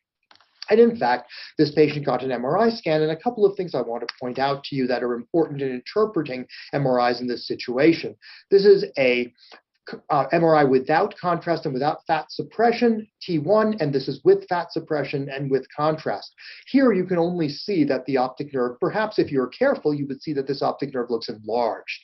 But when we look at the post-contrast scan, we see that there is an abnormal enhancement of the optic nerve sheath in this eye, and this is, of course, a different patient because this is flipped, this is the left eye, but this is indicative of an optic nerve sheath meningioma. Apropos of our previous talk, sometimes inflammatory disorders can do this, such as sarcoidosis, but the time course and history would not really fit with that here. And again, this is not the same patient that I showed you, but this is a left-sided optic nerve sheath meningioma extending onto the anterior clinoid process. This is important to get these scans and to evaluate them properly, because when a patient has extension onto the clivus like this, onto the anterior clinoid, potentially onto the planum sphenoidale here, this has the potential to spread to the contralateral side, although that occurs very rarely, but is important in the management of this patient. This is not a patient who you are going to treat with acute steroids like you would the patient with the retrobulbar optic neuritis. You're going to refer them for radiation oncology and potential treatment. A different sort of case here with a normal appearing optic disc, a 47-year-old woman who has a history of depression and anxiety, has lost 40 pounds unintentionally over the past few months. She works as a Walmart greeter and she cannot work anymore because of blurred vision, decreased vision that does not allow her to drive. She was seen by an optometrist who found no RAPD, an unremarkable fundus in these visual fields. This patient was referred to me for functional vision loss. But I have never seen a patient with functional vision loss have central or secocentral scotoma like this. And on taking a better history, remember I said history is key. The 40-pound weight loss came because she wasn't eating, because she was very depressed. And it turns out that she had a nutritional optic neuropathy from a vitamin B12 deficiency when I went ahead and did further screening. And in fact, on a 10-2 visual field, you can see that there is a little more of a characteristic secocentral type scotoma extending toward the blind spot in each eye, but subtle. You have to have heightened suspicion for these things in order to pick them up. And again, take a good history. Find out why the patient has this problem, and then proceed accordingly. And we repleted her vitamin B12, her discs never became pale, and her vision improved. Here we have a 72-year-old woman. She has sudden vision loss briefly in her left eye. It resolved, but then she had recurrent symptoms. She did have a past medical history of a malignancy, a glioblastoma multiforme, but it had been in the left corona radiata, anatomically very far away from the optic pathways and certainly from the optic nerves. She was a former smoker and had some other orthopedic surgeries, but no relevant past ocular history. Her vision was reduced in both eyes, but she did have an RAPD in her left eye, the worst seeing eye.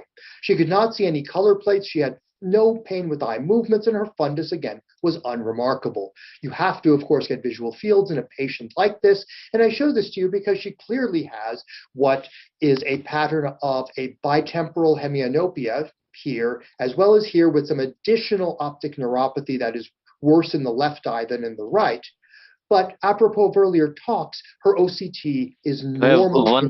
You have 1 minute, sir. Thank you. And MRI, again, because of this retrobulbar optic neuropathy, shows that there is abnormal enhancement near the chiasm. This is indicative of glioblastoma spread to her optic chiasm, and this is a very grave prognosis, and unfortunately, this patient expired within a few months. Final case I will show you.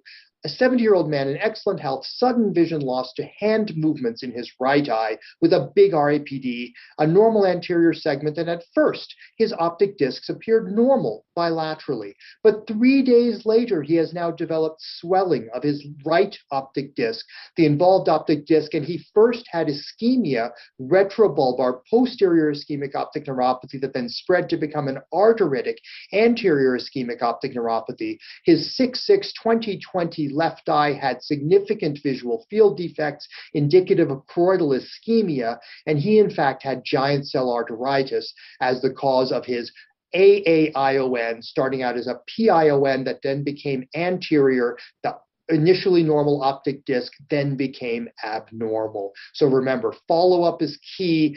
Additional testing is key in terms of helping you to diagnose what the cause may be of the optic neuropathy. So your time is So up. in conclusion, we ensure that the fundus truly is normal. History drives the workup. Be careful of disease and evolution. Repeat your testing, repeat your examination, and the management ultimately may be a team approach if you diagnose systemic disease. Thank you very much. Thank you very much, Dr. Prem. That was a wonderful talk and a lot of learning came out of it. A very simple question. Is OCT helpful if you are monitoring multiple sclerosis, and would that also help in guiding treatment?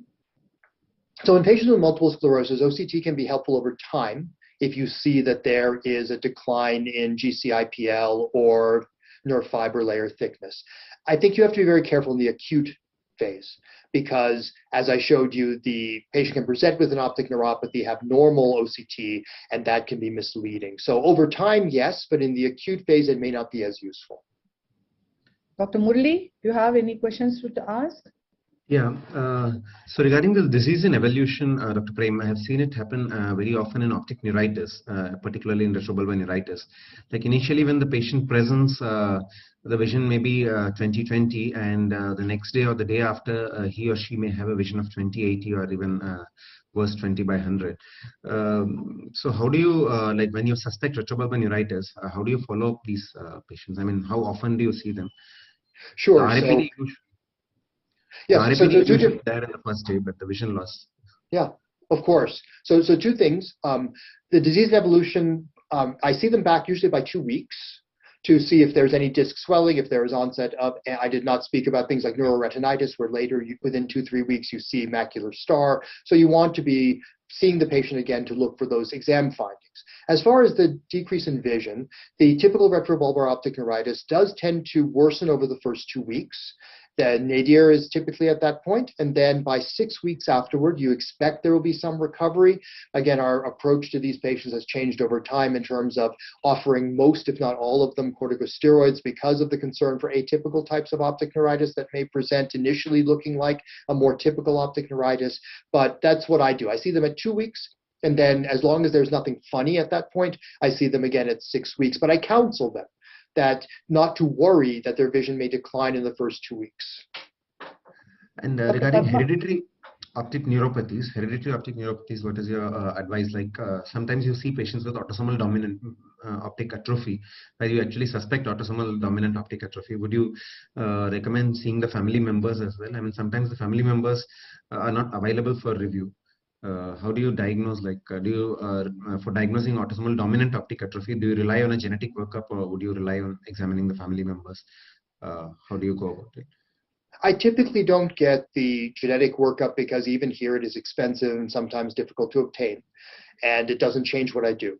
But so if possible, I will examine family members. Often a brother or a parent or someone can come in to be evaluated as well. I look more for the typical pattern and the history. Again, I think history is key. If the patient has a slow decline over many years, they have the characteristic cecocentral defect, the decreased color vision, the temporal pallor, excuse me, I go more on that basis than I do start going for genetic testing. I'd be interested if others do differently.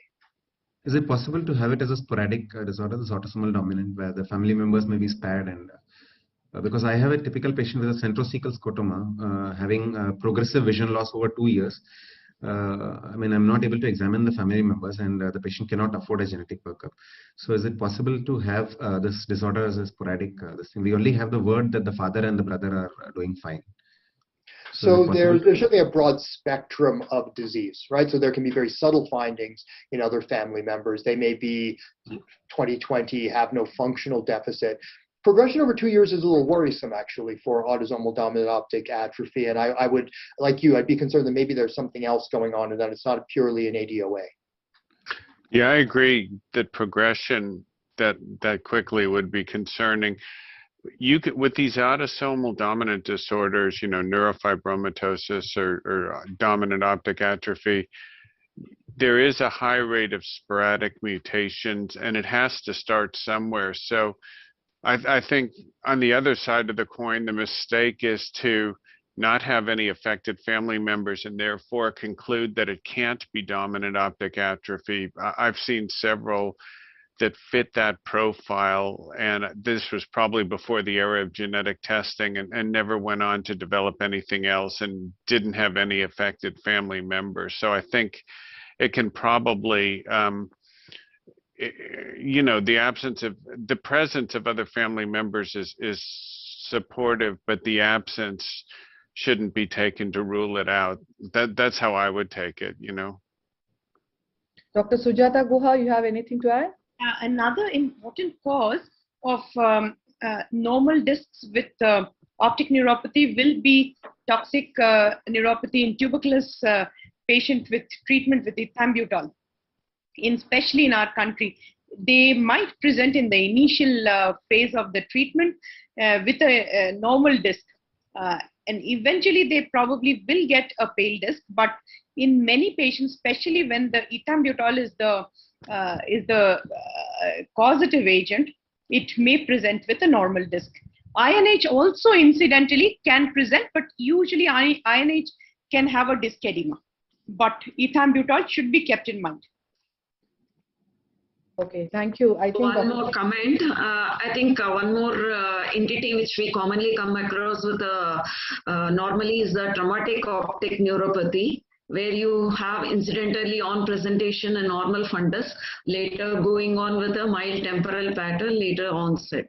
The history of trauma is a key. This is for the benefit of the PGs. It is add-up. Yes, thank you. Thank you. That was very relevant. We shall now go on to the neuro-ophthalmic contributions to the optic disc presentations. And we have with us a very eminent neuro-ophthalmic exponent of our country, Dr. Rashmin Gandhi. And he is going to elaborate on evaluation of optic disc edema unilateral causes. On to you, Dr. Rashmin. Thank you so much, Dr. Chitra. It's an honor to be part of these ARC program for the postgraduates. So my job here is to talk about unilateral disc edema. How do you approach these patients? So these are the questions that you need to ask yourself. Is it just an elevated disc, or is it really a true disc edema? Is it unilateral or bilateral? Bilateral, Rohit will cover next. Then you perform all the optic nerve function tests, look at the pupil carefully, color vision testing, visual field testing. And after you have established that it's a true disc edema with optic nerve dysfunction, you ask yourself, is this disc edema coming because of an optic nerve pathology? Is it coming from above? Is it related to something happening in the white matter tract or in the brain? Or is it coming from below? Is it coming because of any eye problem? And Avinash beautifully illustrated some of the causes of disc edema, and Dr. MPS as well, disc edema which can be related to the ocular problem. So let's look at this case. This is a 46-year-old female who comes to you with a sudden painless loss of vision. She woke up with this loss of vision in the left eye. Visual acuity on presentation was 624. She has been a case of hypertension for the last 2 years. And this is how her optic nerves look like. This is the affected eye, which has a small hemorrhage on the surface of the disc, and there is a disc edema. The other eye, you can see here, there is a little pallor, though she didn't complain of any problem in the past of the right eye. So the question, of course, is what is happening to the optic function? And for the postgraduate students, this is the list of the optic function tests that you should be familiar with. RAPD is the most accurate and objective optic function test. Visual fields in the exam or in the clinic can be performed with concentration, penciler, or with a red target, brightness sensitivity, and color vision testing. Of course, examination fundus will give you the idea about the morphology of the optic disc. So once you have performed the optical function test, the second question is what has caused this unilateral disc edema in this 46-year-old female? These are the potential culprits. It can be optic neuritis, ischemic optic neuropathy, compressive, nutritional, or hereditary. This is a broad group of disorders can present to you with an optic neuropathy. As Prem discussed, hereditary optic neuropathy, only hereditary optic neuropathy which can present with an acute or subacute presentation would be LHON. But that's much more common in males. It's very rare for a female to have a full-blown clinical picture. Nutritional, metabolic, or compressive optic neuropathies generally would be bilateral, would have a gradual onset and a progressive course. So you're probably looking at an inflammation or an ischemia. Now in a 46-year-old female with no pain, and if the patient has an altered visual field defect, hypertension which is fluctuating, and as Avinash mentioned, if there is an hypotension, then this you're probably dealing with ischemic optic neuropathy, a non-arthritic anterior ischemic optic neuropathy. What do you do next? Well, roll of blood tests, carotid Doppler is debatable. Neuroimaging only if there is an atypical presentation, namely patient has acute pain or the vision loss is progressive. So what can we offer to this patient with the non-arthritic AION? Sleep apnea, drugs like Viagra should be avoided in males, amiodarone should be substituted, and smoking should be stopped. The other case, 70-year-old female, acute painful loss of vision. Patient was complaining of headache, and there is a profound visual impairment. And here you see here, the right eye optic disc is fine with a normal cup, while the left eye disc has a lot of disc edema with what we call a pallid disc edema. So in an acute loss of vision, profound visual impairment in the age group of 70-75, patient complaining of headache, patient having tenderness of the scalp, you're probably dealing with arthritic anterior ischemic optic neuropathy. For the postgraduate students, if you are asked about this in the viva or in the exam, you need to mention that it's an emergency. The patient requires an admission. ESR has to be done immediately, and patient has to be started on steroids immediately. Not so much to improve the vision in the affected eye, but to make sure that vision does not go down in the other eye, because the other eye can be affected in the matter of few hours. We look at case number 3, and a lot of this was discussed by Prem and others, where 24-year-old female, sudden blurring of vision for the last, onset was 2 weeks ago, and vision started improving for the last few days is what she's saying. So probably you are dealing with optic neuritis. The question comes in, obviously, and we have been taught, or at least a few years ago, we used to think that optic neuritis in most of the cases would be retrobulbar optic neuritis. But this was a paper which was published long ago, and they said that in Indian population, more than half of those patients actually had involvement of optic disc on presentation. And now as excuse me, Prem mentioned, because of this NMO and anti-MOG antibody related optic neuritis, we see a lot of these optic neuritis presenting with disc edema. So that should be one of your differentials, optic neuritis, as one of the differential in patient who has a disc edema, unilateral disc edema. What do you do now? You perform HVF. OCT was discussed briefly by the discussants. Neuroimaging, probably 2 decades ago, we would have said that if neuroimaging is not available, it's fine. But now We prescribed neuroimaging, MRI brain in orbit with contrast, with fat suppression for almost everybody, because that would help us to give to have an indication about presence of NMO-related optic neuritis early. So this is the chart about the optic neuritis. So that's about optic neuritis. We are looking at approach to a patient with unilateral disc swelling, non-arthritic AIN, arthritic AIN, and papillitis or optic neuritis. This is a 46-year-old male again with a sudden loss of vision. He had a redness in the affected eye 3 days ago, where he went to a local doctor. Vision then recorded was 6/9 in the affected eye. But when he presented 3 days later, his vision had gone down to no PL. So rapid, profound visual impairment. And this is how his optic disc looked like. Look at a profound, angry-looking disc edema with a lot of hemorrhages. And if you look at it carefully, there is a rot spot here. So when you have such a massive disc edema, one of the other differential which comes in the mix is infiltrative optic neuropathy. Conditions like leukemia, some of the infections can produce infiltrative optic neuropathy, where optic disc really swells up, and they can have some of the associated features like this. This patient had thickening of the nerve with perineuritis. So these are the patients who came to you with loss of vision. Now, what if you saw a suspicious disc in somebody who had just come for a normal disc evaluation like this? This patient came for a normal eye examination, and you found the disc which looks like this. Obviously, this does look elevated, but if you look at the surface of the disc and at the blood vessels, they are clearly visible. What it tells you is that there is no axonal swelling. So this is a pseudo disc edema. This patient had a buried bruising. So this is a montage of some of the patients which can come to you with a unilateral disc edema or asymmetrical disc edema or a bilateral disc edema. This is a case of... Sir, you have 1 minute remaining. Sure. This is a case of neuroretinitis. This looks like a papilledema where patient would have a similar feature in the other eye. Patient having a retinal problem and a disc edema. Here there is a sectoral disc edema signifying AION. Disc edema with a optical ciliation, probably a compression of the optic disc, generally seen in meningioma. Arthritic AION with BRAO. Please remember, it need not be neurological always. This patient has overfiltrating bleb and a disc edema, so hypotonic also can come to you with disc edema. And this is just for completion's sake, bilateral disc edema, but a lot of hemorrhages and hard exudates in the mid periphery. This is a case of malignant hypertension. So to summarize, if the patient comes to you with a disc edema and acute loss of vision, first establish a structural problem, optic nerve versus visual pathway, establish the etiology. Please remember, if you're dealing with optic neuritis, don't forget, especially in India, about NMO and MOG. MOG also is being seen now in patients who had COVID or even had COVID vaccine. Bilateral simultaneous loss with similar looking field effects is more likely to be visual pathway problem. I thank you once again. Thanks a lot, Dr. Rashmi. That was a very elaborate talk. Murli, anything to ask? Dr. Prem? Dr. Prem, any comments?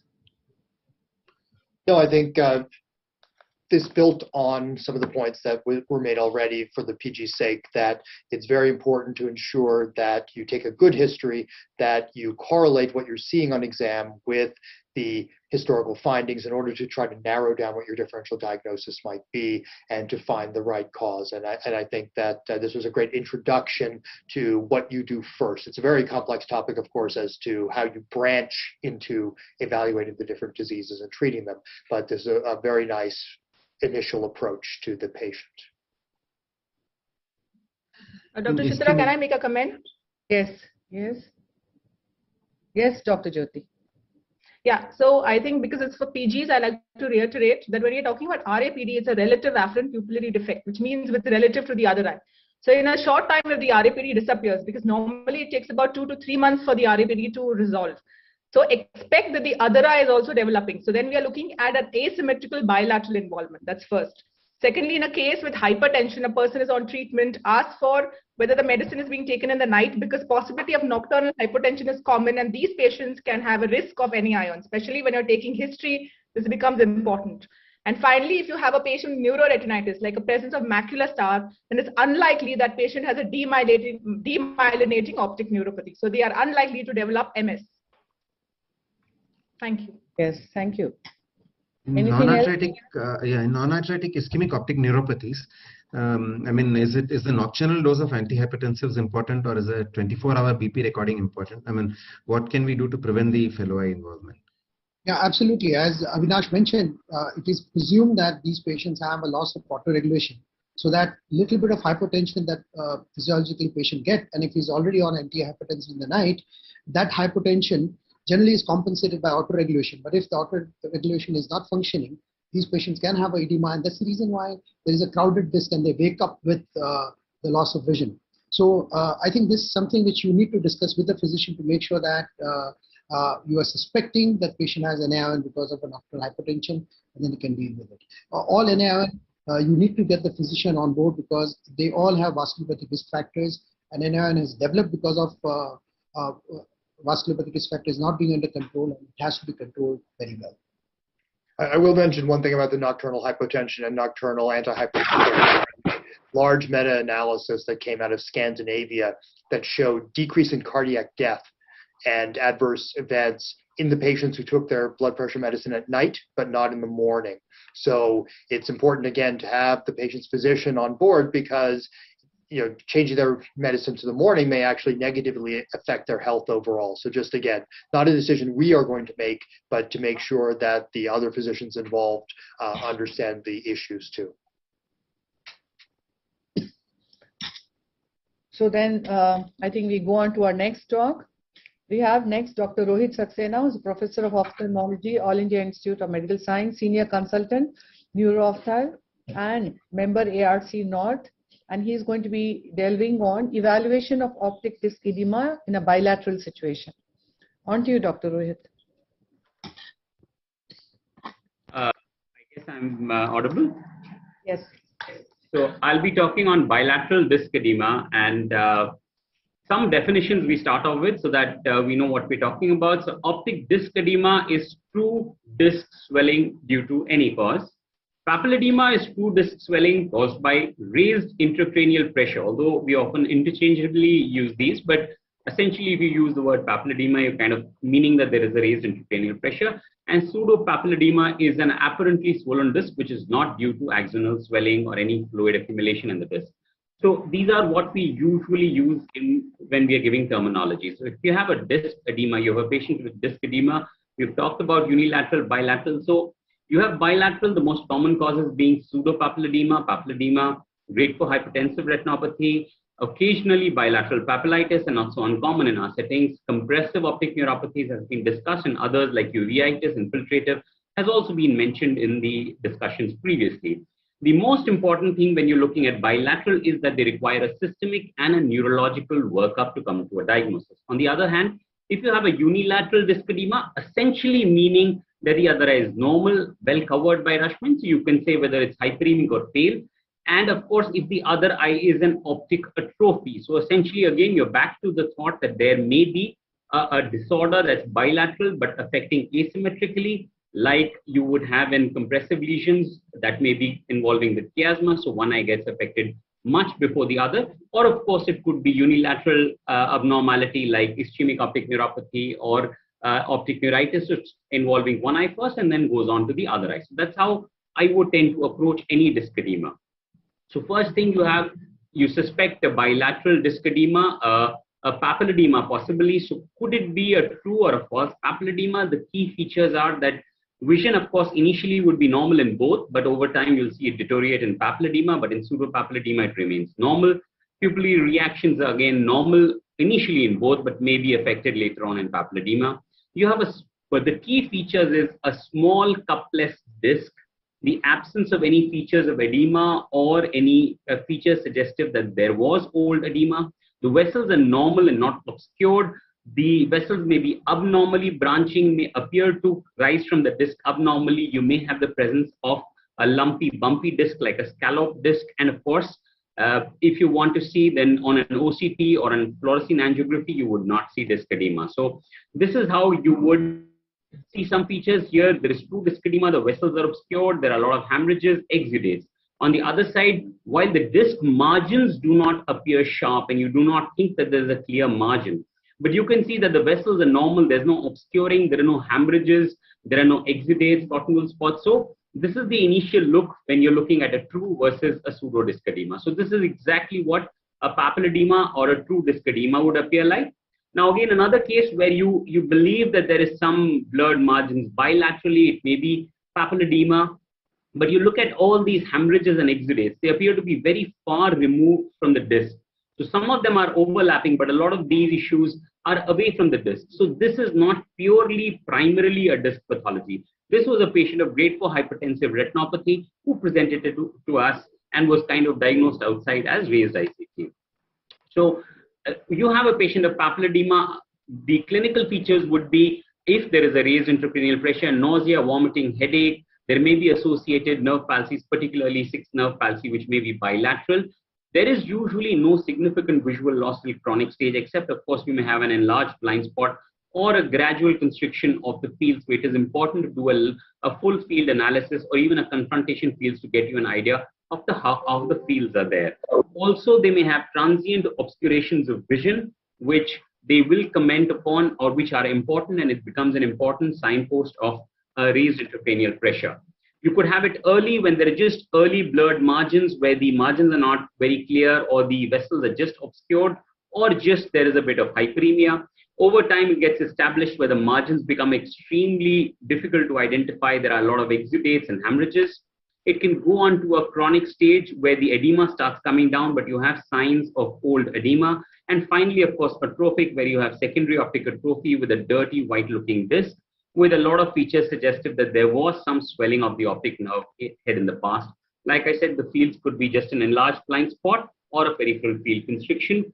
Usually a fluorescein angiography is not required, but when in early cases where you are suspicious, an OCT and or an FFA may help you. The key thing is the moment you suspect papilledema, you need to identify the cause. The most important thing to rule out is a space occupying lesion. Of course, others could be meningitis and encephalitis, aqueductal stenosis, or obstructive hydrocephalus, and of course, an raised intracranial pressure because of an IIH. The key features to do is, of course, an MRI, a brain MRI, and an orbits with contrast to rule out space occupying lesions, and of course, to confirm the distended optic nerve heads, which can be seen in an MRI orbits, and of course, to rule out any other cause. A lumbar puncture gets essential if there is an IIH to rule out infections. And if there is no other feature, then of course, if there is a mass lesion, you need to refer to a neurosurgeon. The presence of infections, of course, again, a neurophysician. But if there is a possibility of a raised intracranial pressure, which is confirmed on a lumbar puncture, your treatment is with a neurologist, where you may require to give up to 2 to 4 grams of acetazolamide. So essentially, IIH may have even normal imaging and there may be nothing in the brain, although you may see some amount of distension on the optic nerve along the optic nerve sheath, along the optic nerves in an orbital MRI. And of course, the CSF will have nothing but raised pressures and everything else is normal. And other than the nerve palsy that may be there, there is no other neurological sign that the patient may actually complain of. And IIH becomes a diagnosis of exclusion. Recent weight gain is one of the most common causes. We've been seeing a fair amount of IIH patients recently, probably because of weight gain related in the lockdown, besides, of course, COVID causing a hypercoagulopathy, which may cause a venous sinus thrombosis presenting with a raised intracranial pressure. So in the recent times, one of the important causes is to always ask for history of COVID in these patients. And of course, there may be other secondary IIH related to systemic diseases, endocrine abnormalities, and medications, particularly oral contraceptives, which are, of course, unmonitored and the patient does not tell you about. So it's very important to ask for detailed history on these issues.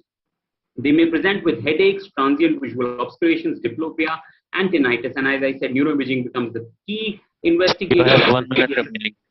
CSF analysis. The management initially will always be medical, rule out the cause, weight loss, control blood pressure, anemia, CPAP for obstructive apnea, diuretics, and the sheet anchor for treatment is acetazolamide that you can give up to 2 to 4 grams a day. Adjuvants like topiramate may be helpful.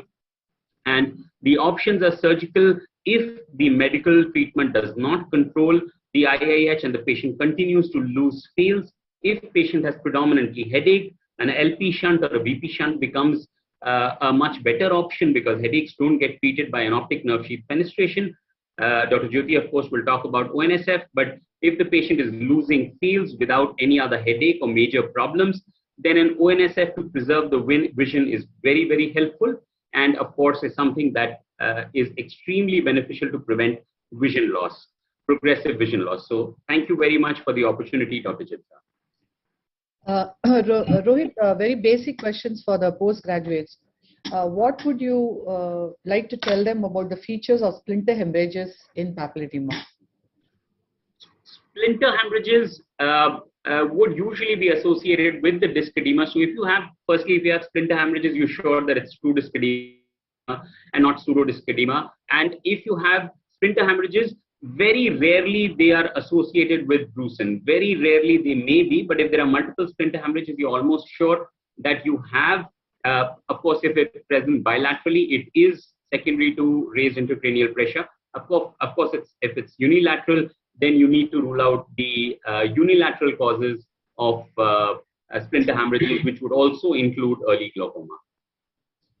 And how would spontaneous venous pulsations help in diagnosing true disc edema?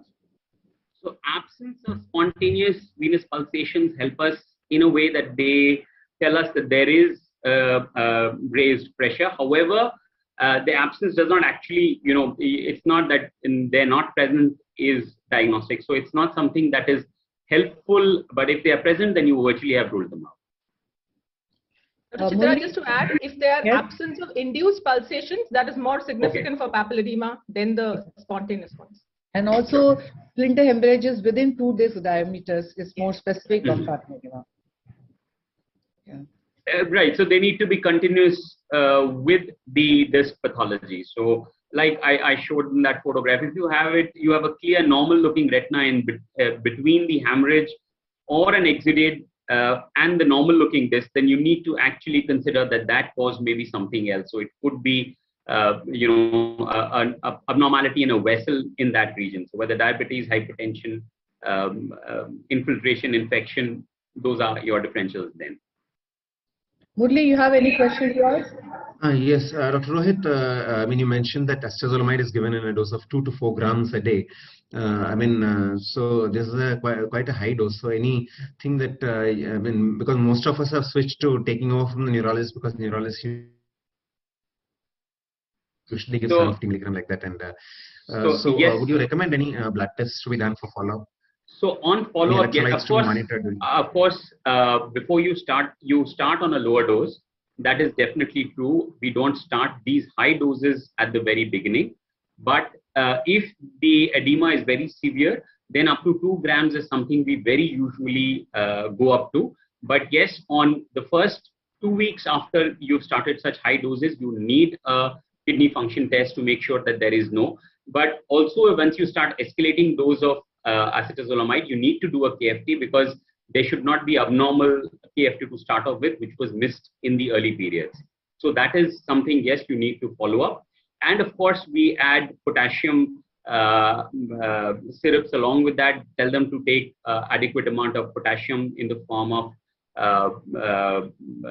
either the added supplement or your coconut water and others, so that you do not have that risk of reduced potassium that is a risk. And these patients, the other simple problems that they have are GI related problems, which are not so significant, so can be avoided. But 2 to 3 grams, depending upon the weight, is something which we routinely go up to before we start thinking that it is a failed medical intervention and plan for any other surgical modality. Thank you very much. I think paucity of time, we have to go on to our next speaker. We have with us Dr. Jyoti Matalia, who is heading the Pediatric Ophthalmology, Strabismus and Neuro-Ophthalmology at Narayan Nethralaya 2. And she is going to be talking on optic disc fenestration step by step. On to you, Dr. Jyoti.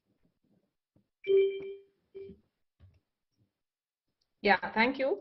At the outset, I'd like to thank ARC for this opportunity. Can you see my slides? Yeah. Yes, so I'm going to be talking on optic nerve sheath fenestration.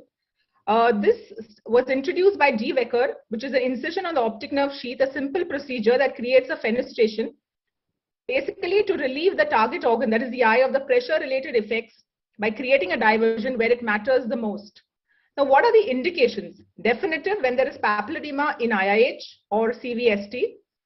A chronic papilledema not resolved in spite of treatment of meningitis and inoperable tumors. Traumatic optic sheath neuropathy associated with optic nerve sheath hematoma to relieve the pressure. But let me understand, why do you need to do ONSD in IIH and CVST? Let me tell you, it's not the first line of treatment. It is reserved only when there's a rapidly progressing field and acuity loss. It's an established and progressive visual acuity and of loss which is documented and reproducible. And there's a progressive loss with failed VP and LP shunt. The shunt is contradicted by lobed cerebellar tonsils or other intracranial pathologies. And an important thing is documenting SAF on B-scan prior to surgery. And this is a very important prerequisite, and I'll tell you why.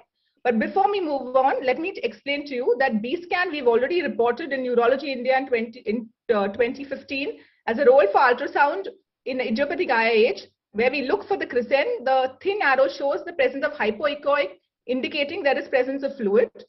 Similarly, in the American Journal of Emergency Medicine, we reported the same technique, how we do it.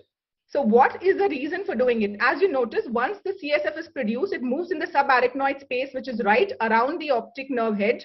And that is the reason why you get papilledema with axoplasmic flow. And we need to look at this, which is the basis for our B-scan, right? So let us understand, why is it important to see the B-scan before the optic nerve sheath fenestration. So this starting with a patient who came on 3rd October, you can see there is already involvement of the central vision along with atrophic papilledema.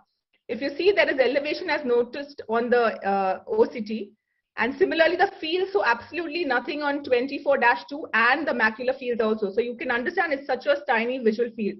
So yes, this patient was scheduled for an optic nerve sheath decompression. So this was on a Saturday and we plan to do it on a Monday.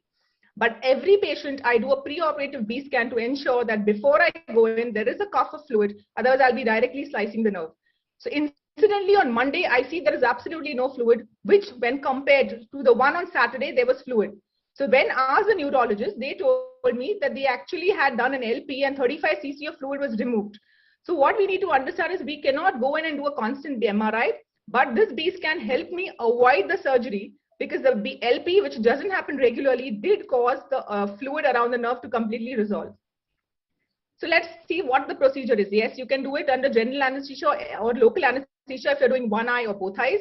You could do it by medial approach, which is transconjunctival or superomedial lid incision done by the oculoplasty colleagues. Here you assess the optic nerve in the medial retrobulbar intracoronal space, or you can do it laterally. Now you can also do it bilaterally or unilaterally. So let me explain the procedure to you. In this video, we shall vividly describe the technique of medial transconjunctival optic nerve sheath decompression, ONSD. To begin with, keep the pupil undilated to monitor the optic nerve. Sit temporally. Perform a 270 degrees medial conjunctival peritomy as shown. Hook and isolate the medial rectus muscle. After passing interlocking sixovicular sutures through the medial rectus, like in squint surgery, disinsert the muscle. Take the baseball stitch with sixovicular suture with interlocking bites. It's the most important step in this surgery. This suture needs to be straddled around the muscle insertion such that it would provide good hold during retraction of the globe with adequate exposure of the optic nerve medially. Retract the globe laterally to expose the medial intracoronal space. Follow the long posterior ciliary artery as shown. This would lead to the optic nerve. If the pupil seems to dilate, it means that the optic nerve is on stretch and we need to release the globe for a few seconds. Look for the short posterior ciliary arteries, SPCAs, that are in close association with the nerve. Both these landmarks help identify the optic nerve. Once identified, separate the vessels from its surface with the cotton peanuts. The sheath is seen to be enlarged. Look for a blood-free area and make an entry with a bent keratome in the sheath. Make sure not to injure the SPCAs, as this would lead to ischemic optic neuropathy. Use a blunt scissors to widen the opening in the sheet.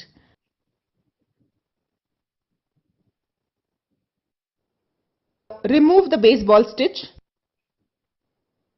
The medial rectus muscle is sutured back to its insertion. The conjunctiva is sutured with atovicral sutures. So as you can see, a patient with this kind of papilledema after treatment with ONSD results in a totally flattened nerves, which happens within 4 weeks and can stay as and when. However, remember to treat the patient with his neurological problem in association with his neurologist. So let me tell you some tips and tricks. So it's not always as easy to isolate the nerve. So how do we go about?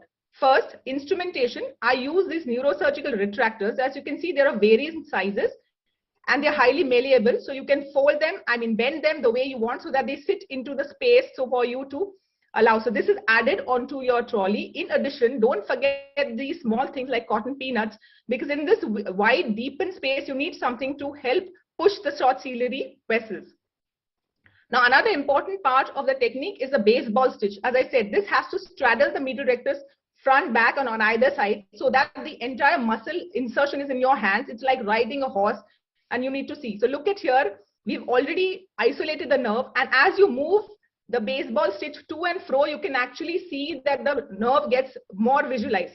So you need to understand the baseball stitch is in your hand and you decide how you can look at the nerve by holding it in your hand. The other important aspect of the baseball stitch is to look at the pupils. You have to, in between, lift the eye, look at the pupil. It should not dilate, because if it is dilating, you need to allow some time for the pupil to come back, which means the optic nerve is on stretch, is being compressed. So give that few minutes. You have 1 minute remaining. Then the other important aspect is these neurosurgical patty, which are similar, used for retracting, especially are going in this deep space. So this are used to put on either sides of your optic nerve. So as you can see, I'm putting it on the either sides. This will allow the exposure. One pushes the fat from the space away from the optic nerve, and it also pushes the optic nerve upward so you can see it better. So as you can see, the optic nerve is seen in spite of the small space, and as you put in the keratome, which I use at angled keratome, you can see the gush of fluid. And however, we have to remember that it is not without complications. You can have atonic pupil, lost medial rectus, orbital cellulitis. If your SPCAs are affected, then NAION, directly incision on the optic nerve, traumatic optic neuropathy, and hemorrhage as well. But one important question, do you really think there's a role of ONSD in atrophic papilledema? Let me tell you by this last case, a 49-year-old gentleman from Iran. You can see vision is okay in one eye. The other eye is finger count in 1 meter. Fields cannot be done in the right eye because it's completely closed, only central field. But you will see a OCT is now actually showing it's almost flattening. So the nerve flattening does not mean that the nerve is actually being fine. It could be dying, and hence it's important that we look at the B scan. And if you see, there's a significant fluid still around the nerve. Hence, we went ahead with this optic nerve sheet. Now, what you will notice is, see, this is a baseball stitch. Without actually retracting, you can see the thickened nerve. So the nerve is huge. Here, we've just used a cotton peanut to retract. Your time is up. Just take about a few seconds. So as you notice, like the thickened and the elevated, you'll see that with one go, you'll see amount of fluid coming out. So this was the reason that we had to relieve him in spite of the pressure. Here we are now making a cut into the sheath and taking out. So that is a fenestration. Hence, we can see on the first day pre-operatively, this is the condition of the fluid, and after day 4th, you can see it's completely resolved because of the pressure.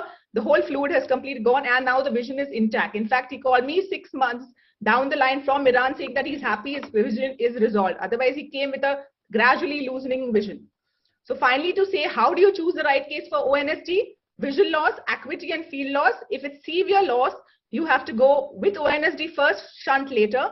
If it's moderate to severe, ONSD simultaneously can be done with a shunt. But if moderate loss, shunt can be done first. Watch for 6 weeks if the optic nerve fluid starts coming down, and then you can proceed. But remember that for headache and tinnitus, CSF diversion procedures are done, not ONSD. So in short, ONSD is a safe and effective method to prevent visual loss due to papilledema caused by raised ICP. And however, this will require good coordination with the neurologist and the neurosurgeon. Thank you very much for your kind attention. Yeah, wonderful talk and wonderful video, Dr. Jyoti. Murli, we can take just one question before we go on to our next speaker. Yeah. Do you go? I was just going to ask. Dr. Mike. I do the procedure in the exact same way. It's funny. It's. I don't know if you learned it from Bob Surgott, but that's who I learned it from. But it literally the exact same way. The only difference is that he always taught me to make 3 incisions, in 3 slits in the nerve, and then enlarge them, and then take a muscle hook and sort of sweep in the subarachnoid space. Do you find that just 1 incision is sufficient to? It sounds like you just do 1 incision, and that may be sufficient. So what I tend to do, I use a bent keratome, which could be either 10 degree or 15 degree, depending on what inclination I see. The keratome itself, it tends to lift a flap, and then I cut it so that it forms like a triangular opening inside.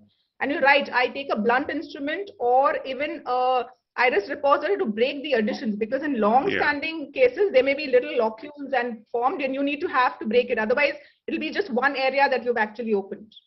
Yeah. Dr. Jyoti, I have a question. What is, do you have any role of doing ONSG in the other eye? What will be your indications if you have to go for ONSG in the other eye? Usually we do it in one eye, but if at all, what are your prerequisites or indications when you have to go for the other eye? Yes, so I have cases where if there's an asymmetrical involvement, like one eye having significant field loss or vision loss, then I prefer to do only that eye, because within 5 to 6 weeks, I see the effect coming in the other eye. But if you see, most of the cases that come to me are those with completely loss of vision, completely loss of fields. In those cases, then I prefer to do simultaneously, because I don't know which eye is going to do. Well, like for example, last month I had a patient who had hand movements in both eyes. I did bilateral. One eye did not work, but the other eye developed 630 and eventually 618 in 2 weeks' time. So we really don't know which eye will do better. So if there is significant visual loss and field loss, then I go ahead with bilateral. Thank you. Thank you very much, Dr. Jyoti. We shall now go on to our next speaker, Dr. Virendra Sachdeva, Senior Consultant, Pediatric Ophthalmology, Strabismus and Neuro based at Visakhapatnam. And he is going to be talking to us on approach to a patient with pallor of optic disc. On to you, doctor. Yeah, thank you very much, Dr. Chitra and ARC for giving this opportunity. I think my talk has been made very easy by all the previous speakers by highlighting various points. But optic atrophy is one of the common things that we all get referrals to, and it does come in various shades. Some presenting with only temporal pallor of the disc, some like a resolving disc edema and going into atrophic disc edema, some along with significant findings in the blood vessels or in the retina. So how do we do it? Also, for the postgraduates, they would come across in their textbooks, there are various terms such as primary optic atrophy, secondary optic atrophy, consecutive optic atrophy, glaucomatous and cavernous kind of optic atrophy. Though these have their own value, they sometimes do not give us an idea about the etiology. So one of the possible etiology classifications can be, we can subclassify as post-traumatic and non-traumatic. And the non-traumatic can be subclassified as post-neuritic, post-ischemic, or ischemic episode, compressive, consecutive glaucomatous kind of optic atrophies according to the final etiology. So how do we approach this? So let us see about this with some of the examples. So I'll begin with this example. This is a case of a 24-year-old lady who was referred to us for evaluation of optic disc pallor. At presentation, her visual acuity was 20/60 in both eyes. There was no relative afferent pupillary defect, possibly due to the bilateral involvement, and color vision was also subnormal in both eyes. So we went ahead and took the detailed history as has been highlighted in the previous talks. There was a history of sudden onset vision loss. There was a history of preceding febrile illness. The MRI brain had been obtained. We did not have the records, but it was reportedly normal. And the patient was treated with some tablets, only a single tablet, and there was gradual improvement over a period of time. So at this point of time, visual fields showed presence of central scotoma in both eyes, and the VEP showed preserved waveforms until the small checkerboard patterns stimuli, and at the same time, we could see the T100 implicit times were markedly prolonged in both eyes. So this kind of presentation is classical of demyelinating optic neuritis with good recovery as well as presence of central scotoma and prolonged T100 implicit times. So what can be the other differential diagnosis? Well, we saw some of them in the previous presentations. A similar patient presenting with temporal pallor, broad central scotoma with sequential involvement, especially a young man, and subnormal visual acuity, we should suspect something like a Leber's hereditary optic neuropathy. A person who develops an acute onset vision loss with this kind of presentation and gives history of taking some toxic substance such as ethambutol for over a period of more than 2 months is likely to have a toxic optic neuropathy. If it was a more gradual onset vision loss and the patient is a strict vegetarian, then we should start suspecting nutritional optic neuropathy. Other thing that could give us a clue is that the patient could actually be having a malabsorption syndrome. Another patient with subnormal vision, gradual onset vision loss, temporal pallor, central scotoma, and with family history of similar problem could be hereditary optic neuropathy. To highlight another example of a hereditary optic neuropathy, this is a case of a 10-year-old girl who was referred to us for evaluation of optic disc pallor. We can see there is central scotoma along with inferior arcuate scotoma. This OCT does not have a normative database for 10 years old. That's why it's appearing not color coded, but there is marked RNFL as well as MGCL loss. And what was important, we took the history of bystanders.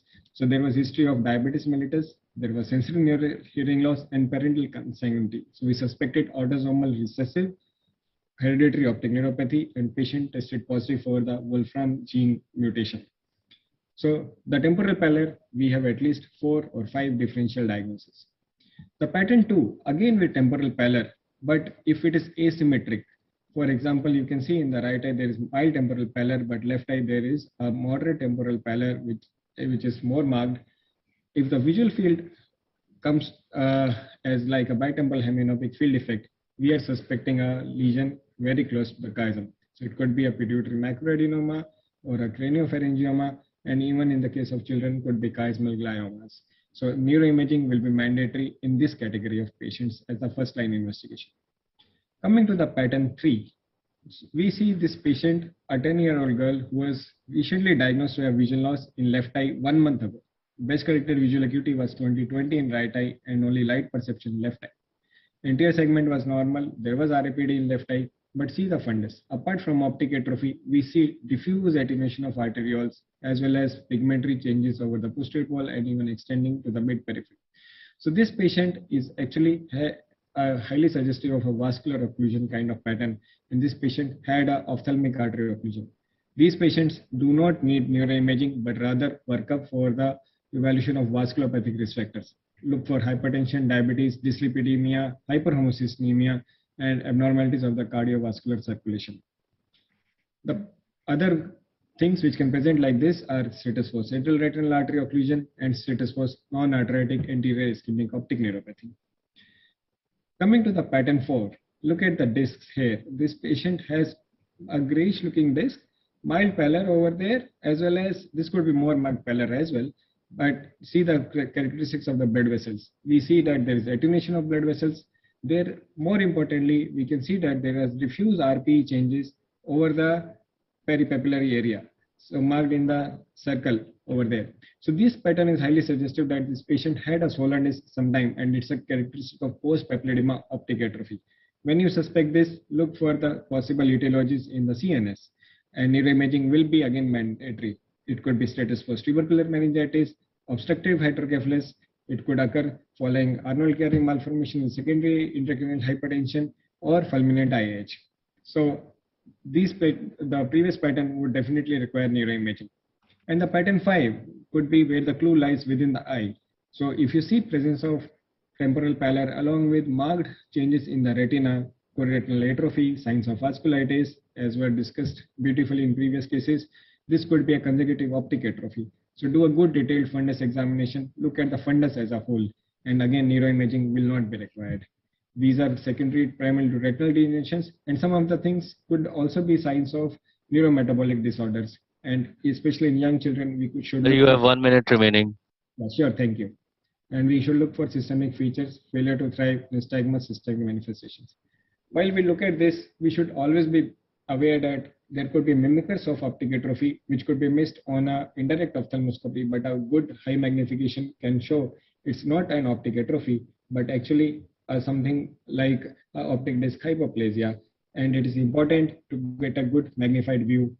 And it is also important to recognize these because there could be systemic manifestations which have a bearing on the patient's growth and central nervous system. So a stepwise approach should be obtained. First, rule out optic atrophy mimics, take a detailed history, recognize the clinical patterns, obtain visual fields, and then further investigations. And visual fields have definite value. We saw central scotoma, intracecal scotoma, altitudinal field effects suggest of ischemic optic atrophy, bitemporal hemianopia, highly suggestive of chiasmal lesion. And I would like to conclude by saying this slide, at least these 5 patterns tell us the template of how to go further. Temporal pallor with central scotoma, 4 important differential diagnoses: nutritional, toxic, hereditary, post-neuritic. Asymmetric temporal pallor with bitemporal hemianopia, look at the lesion at the chiasm. Diffuse pallor along with attenuated vessels and gliosis, look for signs of vascular occlusion. Disc pallor with gliotic changes, peripapillary pigmentary changes, look for chronic elevated ICP. And if you have retinal abnormalities, look for pathology within the retina and metabolic diseases. Thank you very much for the patient hearing and the opportunity. Yeah, thanks a lot, Dr. Virendra. That was a wonderful talk. So as you gave those classifications, so what would be the significance of seeing optociliary shunt vessels in these kind of cases? Yes, so thank you, Dr. Chitra, for that question. The optociliary shunts are a marker that there has been some compression and that has been there for a long time. Many of the patients, especially with optic nerve sheath meningiomas, have been described to have those optociliary shunts that develop, but it could also be due to compression due to other etiologies, especially in the orbit. So possibly even the location of the pallor of the optic disc will tell you the story, like whether it's a temporal pallor or a superior or inferior pallor, like the site of the lesion you will get to know, or a bow tie kind of pattern. Yes, classically, yes, it has been described. There are patients, especially more so in relation with the segmental involvement in patients with ischemic optic neuropathy. The bow tie pallor, again with optic tract lesion, has been described, but it may not always be bow tie, but more asymmetric with the contralateral eye being affected more than the ipsilateral eye. There are anatomical explanations for that. Possibly, in the interest of time, we may not be able to explain it, but yes, these are valid points. Thank you. Murli, you have anything to ask, or shall we go on to our next speaker? Murli? Murli, you need to unmute. Yeah. I have one question for Dr. Jyoti. I mean, during the optic nerve sheath fenestration, do you encounter orbital fat when you're going to the optic nerve? I mean, because in your video there was... Right. So that's why I use those neurosurgical patties. So they actually tend to push the fat on either side. So it pushes the fat down. And at the same time, because of the pressure of the patty going in, it even lifts your optic nerve up. So sometimes when you're not able to, like especially the left eye, the optic nerve can be pretty straight. So when you push in the neurosurgical patty, you push the fat beyond and you lift the nerve up so that it gets, like balloon, so your incision can be good. But remember, whatever you put in, you have to come out. So I make my nursing staff sure that whatever you've given me, ensure that I've given you back those 2 patty or the cotton peanuts, because the last thing we want is to leave them in. But yes, you do come across. So each case is different. Sometimes it may look very nice on the video, but while doing it, each patient can be different. Depends on how much thick the nerve is, how chronic it is. So each of them behave differently. And you had mentioned pupillary dilatation when you stretch the optic nerve, but if you're doing it under block, the pupil may already be dilated, no?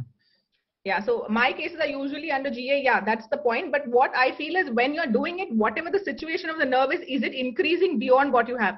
So before you start, you look at your pupil, it would have got dilated and it comes to a particular size. Is it increasing beyond? And you would also get an idea, how long are you pulling that nerve? Is it too much stretched? After a couple of seconds, you also feel, yeah, I probably I'm holding this baseball stitch for a longer time. I feel there could be a stretch, so just release it for some time. It's a matter of a minute or two. It's not that you are taking too much time on that. Thank you. paucity of time, we have to move on. That was wonderful, all the talks in fact. We have with us Dr. Shikha Vasi, Deputy Director of Neuro-Ophthalmology Department at Shankar Nethralaya, and she is going to tell us on imaging the optic disc in neuro-ophthalmology. On to you, Doctor. Dr. Chitra, for giving me this opportunity to talk about imaging the optic disc in neuro-ophthalmology. The aim of imaging is to capture repeatable and reproducible data. Color fundus photograph, fundus autofluorescence imaging using fundus camera have been the time-tested techniques. In the recent past, retinal nerve fiber layer thickness analysis has been captured with good repeatability using these three technologies, that is scanning laser ophthalmoscope, scanning laser polarimetry, and optical coherence tomography. The measurements cannot be used interchangeably within the machines or within the technology. Coming to more recent advances, there has been the addition of enhanced depth imaging OCT, swept source OCT, OCT angiography, and fundus autofluorescence with scanning laser ophthalmoscopy. A new concept has come up where multiple technologies, imaging technologies, have been combined to look at the optic nerve head, looking at its various aspects, and that's called multimodal imaging.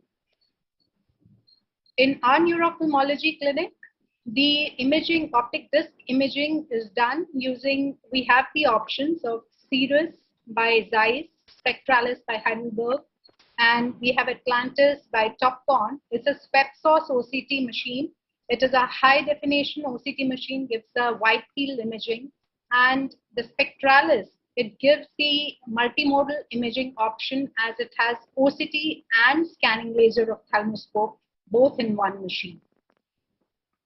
We can image the optic disc vasculature with the help of dye, that is fluorescein, and use a mydriatic fundus camera to capture the images, or we can use scanning laser ophthalmoscope or a wide field fundus camera, but a dye is required.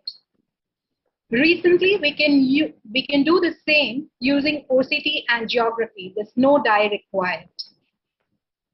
Now, of all the techniques that I've enumerated before, the OCT has been very useful in neuro-ophthalmic optic disc imaging. The power of this technology is that it's non-invasive and it's a non-contact technology. It gives beautiful cross-sections of the optic disc. We can look at the structure of the optic nerve head. We can study the RNFL health. We can look at the ganglion cell health. The high definition OCT, either using EDI or the spectral domain OCT or the swept source OCT machine, these can give us the different segments of the retina, peripapillary retina, the structure, and we can look deep till the lamina fibrosa right underneath the optic disc. Coming to the clinical use of OCT in neuro-ophthalmology, we all know in optic neuritis, in acute phase of multiple sclerosis optic neuritis, there is exoplasmic flow stasis, which causes optic nerve head swelling, becomes evident as thickened peripapillary retinal nerve fiber layer. Over 4 weeks, it becomes thinned out, and this thinning is preferentially involving inferior and superior quadrants in NMO spectrum disorders, whereas in multiple sclerosis, it preferentially involves the temporal and nasal quadrants. But this thickness does not correlate exactly with the visual function of the eye. Whereas the GCC thickness, it correlates better with the visual dysfunction in terms of acuity and fields, but it takes around 2 weeks for it to become evident. Severe thinning is seen in NMO spectrum disorder disease. Can peripapillary retinal nerve fiber layer analysis be used to diagnose tumors like pituitary adenoma? This is the RNFL thickness of the patient with pituitary adenoma. We can see on the right side, the RNFL is normal. On the left side, that is left eye, there are some changes. Thinning is appearing on the left eye. Look at the visual field, it's giving much more information than the OCT. Whereas in the ganglion cell health gives more information than the RNFL. We can see here A hemianopia on perimetry can present as hemimacular atrophy on the GCC thickness map. And it may occur even earlier than the automated perimetry. For sure, it occurs before the RNFL thinning. OCT can also be used to monitor papilledema. This is the RNFL thickness pre and post treatment. But a word of caution, you also have to look at the ganglion cell thickness, because if both are reducing, that means your treatment is not working. Ganglion cell health has to be normal if the RNFL thickness is decreasing. Another place where OCT is very useful is differentiating between optic neuritis and subtle maculopathies like Azure and HCQ toxicity. We have Dr. Brodsky with us, so let's look at some of the congenital optic disc anomalies and their OCT characteristics, which have been studied, defined, and have been used as a diagnostic adjunct. This is the OCT image of the optic disc pit, and it's showing, it's a high definition wide field image. It shows the pit and it's showing the static changes at the macula, but there's no SRF. This is a case of optic disc coloboma where the pit was also simultaneously present, and we could capture it with the OCT technology. Here we can see it on the image, fundus image also. What is this? This is not the optic disc. This is choroidal. This is a section through the choroidal coloboma. Let's take it up through the disc, and we see a large excavation here. Why I call it large? Let's look at a normal OCT image.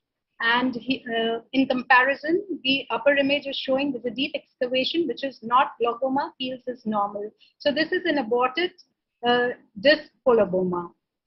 It's a patient with morning glory syndrome. The OCT features of this disc, the neurosensory detachment can be picked up on OCT. There is a periphery hyperreflective ovoid mask-like lesion, which has been picked up on OCT. This is the neuroglial tissue on the surface. In hypoplastic disc, there's severe RNFL thinning associated with decreased disc area.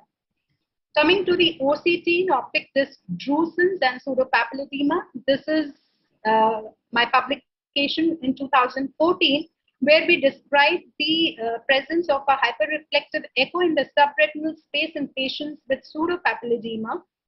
1 minute remaining, ma'am. Sure, thanks. So this is the difference between true papilledema and pseudopapilledema. There is a hyperreflective area in true papilledema, whereas there is a hyperreflective echo in pseudopapilledema.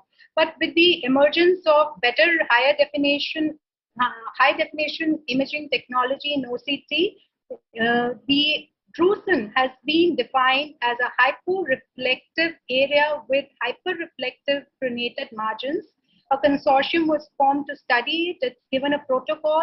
It requires STOCT, 97 sections, and presence of autofluorescence to confirm presence or absence of optic nerve head drusen. The forms, which I have repeatedly mentioned in my previous slides, is actually herniating optic nerve fibers. The latest in the imaging in optic nerve head drusen is this paper, where multimodal imaging using the OCT and scanning laser ophthalmoscope using simultaneously 3 wavelengths of light, that is red, infrared, green, and blue, have been used to study the OCT characteristics of optic nerve head drusen. This is my last slide. OCT angiography can be used to study ischemic optic neuropathy, study in detail the optic disc vasculature, the blood supply to it, but its use is limited because it cannot be used in swollen discs. Thank you. Thanks a lot, Dr. Shekhar. That was again another wonderful talk. I think we should sit and hear it all over again. Can there be a selective GCC loss and or RNFL loss, one or the other not happening? Yeah, it all depends on the timing. As I said before, that you can have, it takes around 4 weeks for RNFL loss to appear, and it takes 2 for RNFL loss to appear. In ischemic optic neuropathies, the GCC loss is very immediate. It occurs very fast. RNFL, if it is anterior ischemic optic neuropathy, you will obviously have the RNFL thickening also.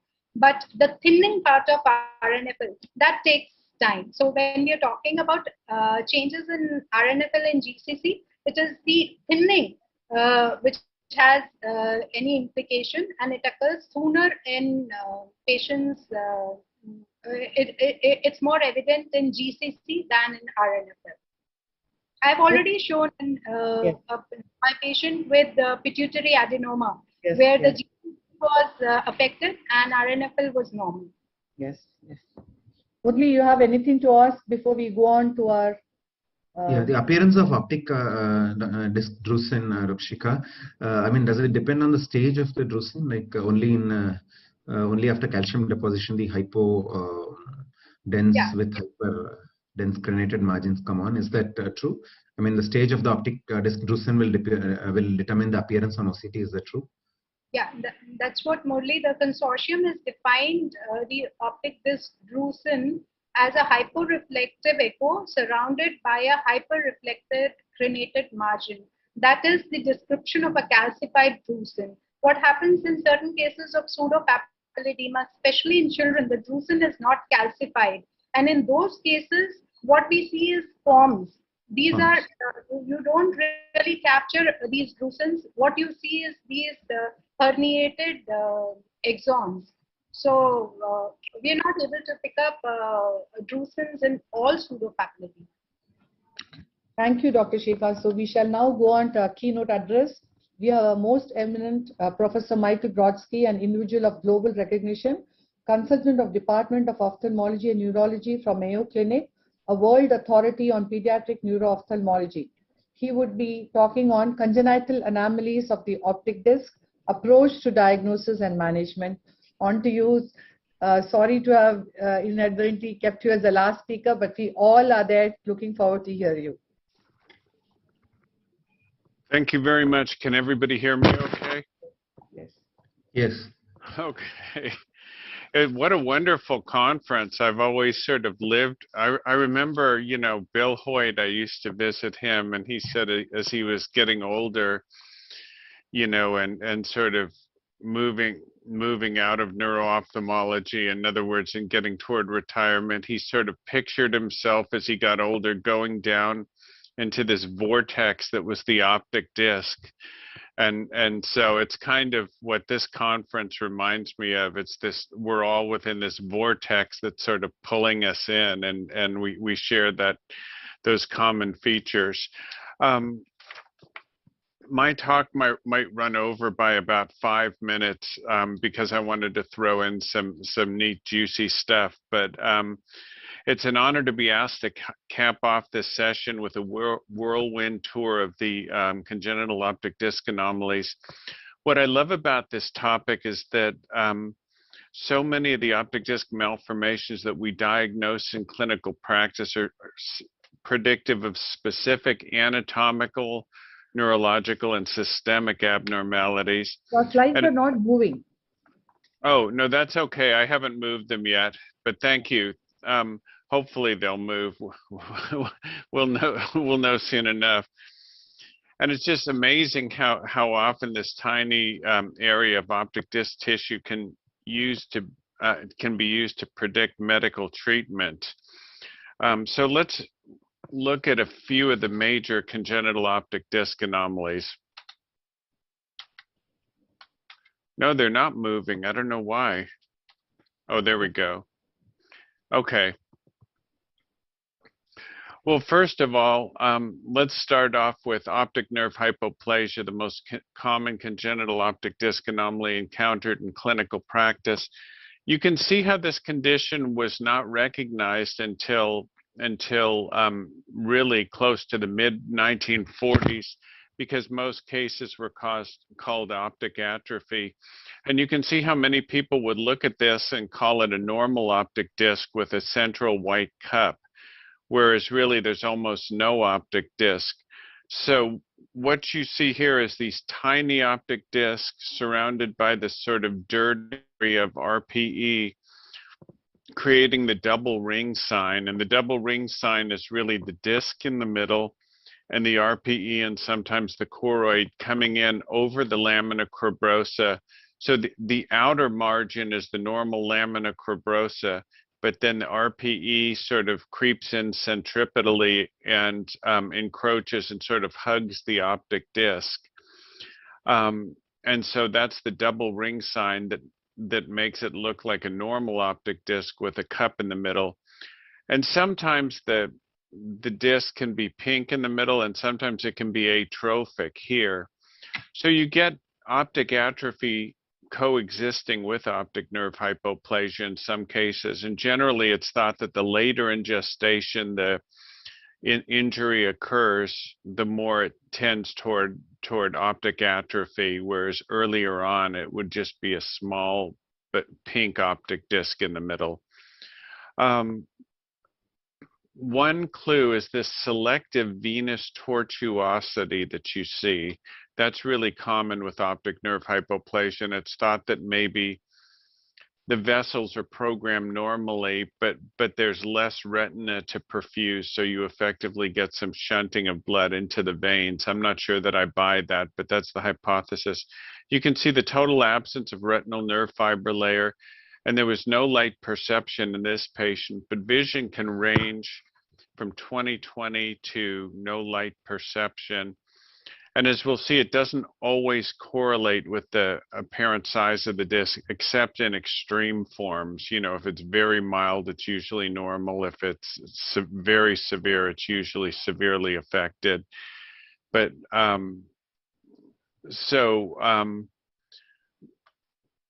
but there are not all optic nerve hypoplasia looks that severe. That's sort of the 4+ case. But there are segmental forms of optic nerve hypoplasia. So you see here the superior segmental form of optic nerve hypoplasia that accompanies maternal diabetes. And they're actually, you know, if you were in the middle of a busy clinic, you would call this disc normal, but you see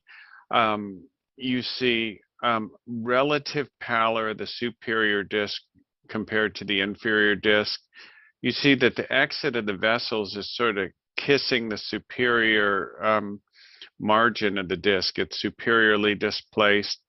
You see a superior double ring sign, and you can see a nice thick nerve fiber layer down here, and you don't see much of that up above. So that's superior segmental optic hypoplasia, which is a teratogenic injury. So this is one of the forms that we understand. Maternal diabetes causes several teratogenic injuries, but usually when you get this, it occurs by itself. It's in both optic nerves, and you have these inferior visual field defects that look retinal in origin. The irony of this condition is it's caused by an endocrinologic disturbance, maternal diabetes, but these cases of optic nerve hypoplasia, these patients do not have associated endocrinologic deficiency, so you don't have to work them up for that. Well, in 1957, a Swiss neuropathologist named de Morsier described about 10 neuropathology specimens where he found small, he called them optic tracts, but he meant anterior visual pathways, absence of the corpus callosum, and absence of the septum pellucidum and a thin corpus callosum. And here you can also see this sort of box carring of the lateral ventricles that's common when you don't have, when you have abnormal callosal development. Always get in the habit of looking on the coronal T1 weighted images, because you can see the optic nerves in bold relief, and you can diagnose the condition just from the scan without even looking at the nerves. As it turns out, absence of the septum pellucidum is the most conspicuous neuroimaging abnormality, but it's the most innocuous. Kids do fine with this if everything else is okay. So it's just the one that people picked up the earliest, and it's the easiest to see. We all know that optic nerve hypoplasia is associated with hypopituitarism, and we found it in about 25% of cases. Mark Borchert has cast a wide net and screened all of them for about 20 different hormones, and he finds it in the majority of cases because he's just looking for more things, I think. But growth hormone deficiency is the most common, followed by growth hormone and thyrotropin deficiency, followed by those two plus corticotropin deficiency, followed by all three of those plus antidiuretic hormone deficiency. So this is sort of the pyramid of frequency of hormonal abnormalities. And the two things to ask about, the two questions I ask is there neonatal hypoglycemia, which signifies either low growth hormone or low steroid? And is there neonatal jaundice, which signifies low thyroid hormone? So that's the most important history. You know, I really thought that 30 years out, we would understand the cause of most optic nerve hypoplasia, but we really have no idea. The genetic studies have sort of fallen short in defining a cause. And so there's certain forms that are understood, which I'll touch upon, but we still don't really understand what causes this. And the only association that's really panned out is young maternal age. The most important thing in management is that everyone fixates on growth hormone deficiency, but it's the steroid deficiency, the corticotropin deficiency, that's the killer. And this plays out. So anyone with neonatal hypoglycemia or neonatal jaundice, you want to get them to an endocrinologist quickly. This plays out where kids will get just a routine viral illness, no big deal, but they'll quit eating, and they won't take in much fluids, and then they'll just have a seizure, lose consciousness, deteriorate, and die. And all of these kids have low corticotropin, but the trick is that you might measure it and it will be normal on the measurement. But you know, if kids get sick or they have strabismus, they have surgery, they need 4 to 6 times the normal amount of corticotropin in order to deal with the stress, and they can't generate that response. So if a child gets a routine viral illness, they have a low steroid response. What do steroids do? They elevate your blood sugar, elevate your blood pressure. So they get hypotension, hypoglycemia. They're not drinking, so they're dehydrated. They may be throwing up and not even getting their meds. And so they get taken to the emergency room and they say, oh, well, this is must be sepsis. Let's give them antibiotics. But the thing is, you have to give these parents, these moms, stress doses of corticosteroid to give them at the onset, and they can do it. They can be shown to do it easily with any illness, and then bring them straight to the ER so they can be well hydrated. So that's the big thing in management. MR imaging fortunately shows this beautiful sign that just jumps out at you when they have the hormone deficiency. So here's the normal pituitary infundibulum, and you see bright white posterior pituitary bright spot, anterior pituitary, infundibulum, chiasm.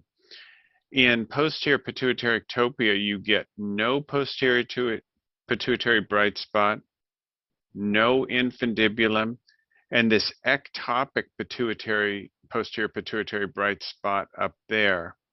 That means they'll have anterior pituitary deficiency because this ectopic posterior pituitary gland is functioning normally.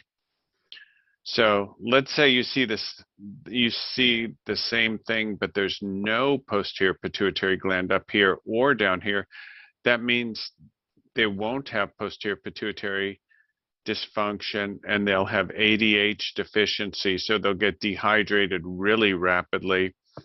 And some have associated hypothalamic disturbances, so they'll have what's called poikilothermia, where their normal, they'll have impaired temperature regulation. So their normal temperature might sit around 94, but then if they get a fever, it'll pulse up to 108. So all these things are very destabilizing. I used to get MR imaging first, but now I get it later because they have to sedate them for the MR imaging, and I'm always worried that that could kick them off into a clinical deterioration, and if they're not covered with the steroids.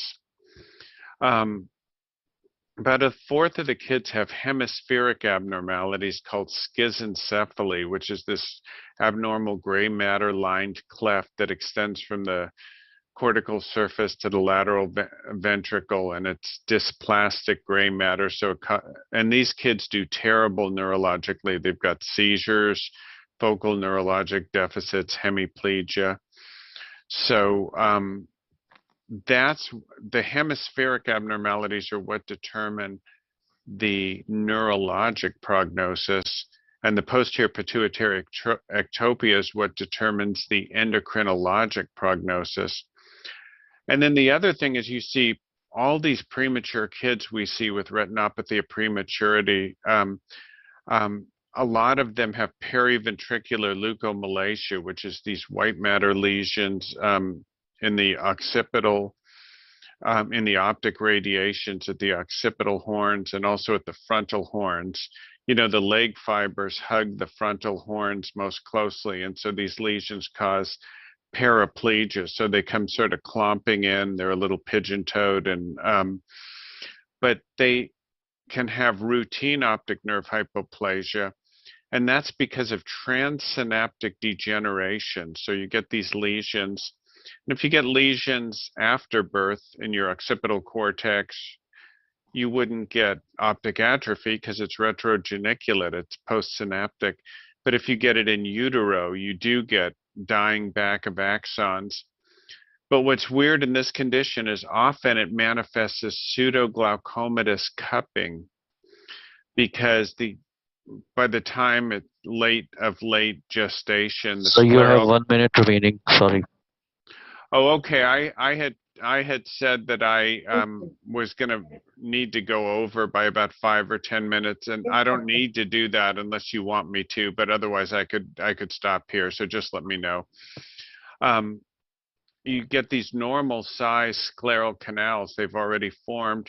And so instead of getting a double ring sign, you get coring out of the center of the nerve is sort of, and so it's like a reverse double ring sign. You get large round cups, and you can see the superior neuroretinal rims a little thinner, so they have inferior visual field defects. So this is really common. You see this, and then some get routine optic nerve hypoplasia. Would you like me to cover a few other entities, or tell me what would be best? Yes, doctor, go ahead. Yes, please. And just tell me when to stop, because I could go on for 3 hours. No, I'm just kidding. I got about 10 more minutes. So this is a mystery to me, this condition. We'll go from the tiny optic disc to the optic disc that ate New York. And this is the morning glory optic disc. And first of all, it's huge. It's about 4 to 6 times the normal optic disc area. And it's this peripapillary retinal excavation, and the disc is centered in the middle of it. And then this central glial bouquet is centered in the middle of the optic disc. So you've got these 3 concentric things, huge disc, and you have all cilioretinal vessels. So it looks like the central retinal artery is involuted, and that's what's given rise to this central white glial tuft. When you see this, first thing you want to do is look at the face, because here's a pretty girl who was Bill Hoyt's patient in San Francisco. Looks pretty normal, but if you look closely, there's this midline cleft in the upper lip. She has hypertelorism, widened bitemporal diameter, and look at her depressed nasal bridge. So it's kind of a mid-facial defect. Things didn't fully come together. And this was actually her optic disc. Look, is this optic nerve hypertrophy? is there such a thing, or hyperplasia? Because there's extra disc tissue. So, and you can see the peripapillary excavation. Whenever you see a V-shaped or tongue-shaped excavation underneath the disc, coloboma is wider inferiorly, but when it's narrower inferiorly, underneath a dysplastic disc, always look for transsphenoidal encephalocele. Bill Hoyt used to say it's like an arrow pointing down saying, look in my pharynx. And when you look, you see this pouch, this round hole in the sphenoid bone with this meningeal pouch extending down, and the whole chiasm and hypothalamus is down in there too. So they used to try to go ahead and do surgery to push it back up, but that would produce terrible consequences. They also have absence of the septum pellucidum often, and hormone problems because the whole hypothalamus is wedged down there. So the way these kids present is with nose breathing, snoring in a baby, nasal obstruction, and the ENT person looks in and sees polyps, nasal polyps, and they get ready to resect them, and they find that the polyps are pulsating, and they say, wait a second. So what you want to do is leave these alone and just treat the hormone problems, and the kids do great unless they get operated on. So they get transsphenoidal encephalocele. The other thing that they get is moya. In the same way that the central retinal artery involutes, the distal carotid can involute, not involute, be hypoplastic from the start. And they get these moya vessels. People now treat moya vessels, moya syndrome in adults with bypass surgery, but these ones don't seem to progress. It seems to be a congenital thing, so they're less at risk for long-term neurological consequences. So I don't think you have to treat those. But so vasculopathy is definitely, vascular dysgenesis is definitely a component. And if you do color Doppler, you see no central retinal artery and only cilioretinal arteries.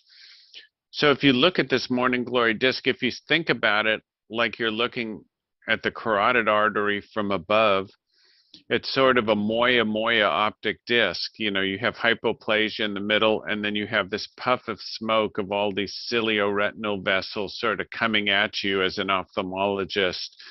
So it's sort of moya in the brain and moya in the eyes. So that's kind of a good way to, I call it the moya optic disc. Rarely kids can have, it can be associated with hemangiomas in the context of huge hemangiomas in girls, in the context of Facey syndrome, which is this condition where you get cerebellar malformations, vascular dysgenesis of the cranial vessels, cardiac abnormalities, and eye abnormalities, mainly the morning glory disc. And just to juxtapose that, we've seen pictures this morning of optic disc coloboma. Morning glory disc used to be called the morning glory variant of coloboma, but they're totally different things. One's an embryonic fissure defect, this one. The other one is a distal optic stalk enlargement. So here what you see is this white bowl-shaped excavation inferiorly decentered. And the disc looks huge, but really, if you look, the only disc substance is here. You see this sort of C-shaped or quarter moon-shaped superior optic disc. And so really, this is the most common form of segmental optic nerve hypoplasia. The only optic disc that's preserved is superiorly. And you can see other colobomatous defects causing opacification of the lens and iris coloboma. And when you see this, you don't look for transsphenoidal encephalocele. You look for multi-system disease like Charge syndrome or Walker-Warburg syndrome, where you have lissencephaly of the brain. so there are all these conditions associated with coloboma, and a lot of them have skin lesions, a lot of them have cardiac lesions. So and a lot of them have brain abnormalities. So you want to look for multi-system disease in these kids. And the way you tell them apart, you know, with an optic disc coloboma, you have that C-shaped superior disc. Morning glory, you have an enlarged round disc. Coloboma infrapapillary excavation. Morning glory disc peripapillary excavation.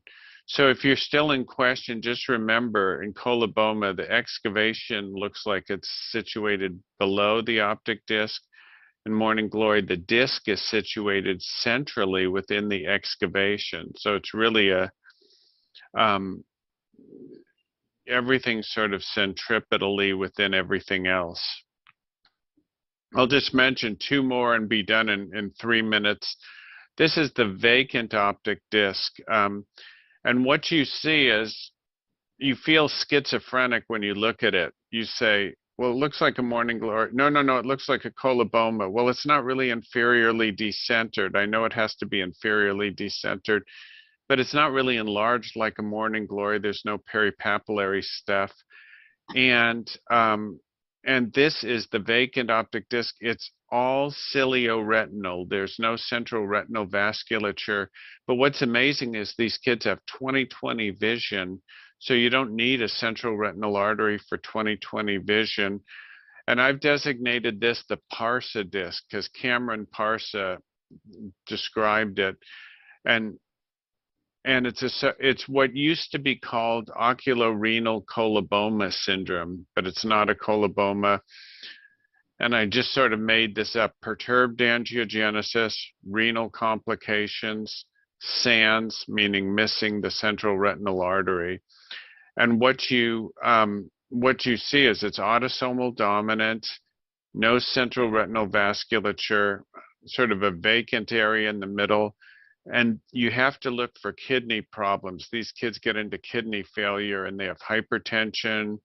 So you check their blood pressure, BUN, creatinine, Doppler renal ultrasound. And some are associated with PAX2 mutation. So this is one of the optic disc anomalies that's known to be associated with a specific mutation. And the last one I'll just throw in for fun is Aicardi syndrome. And the neat thing about these abnormal discs is that they've got every malformation all thrown into one.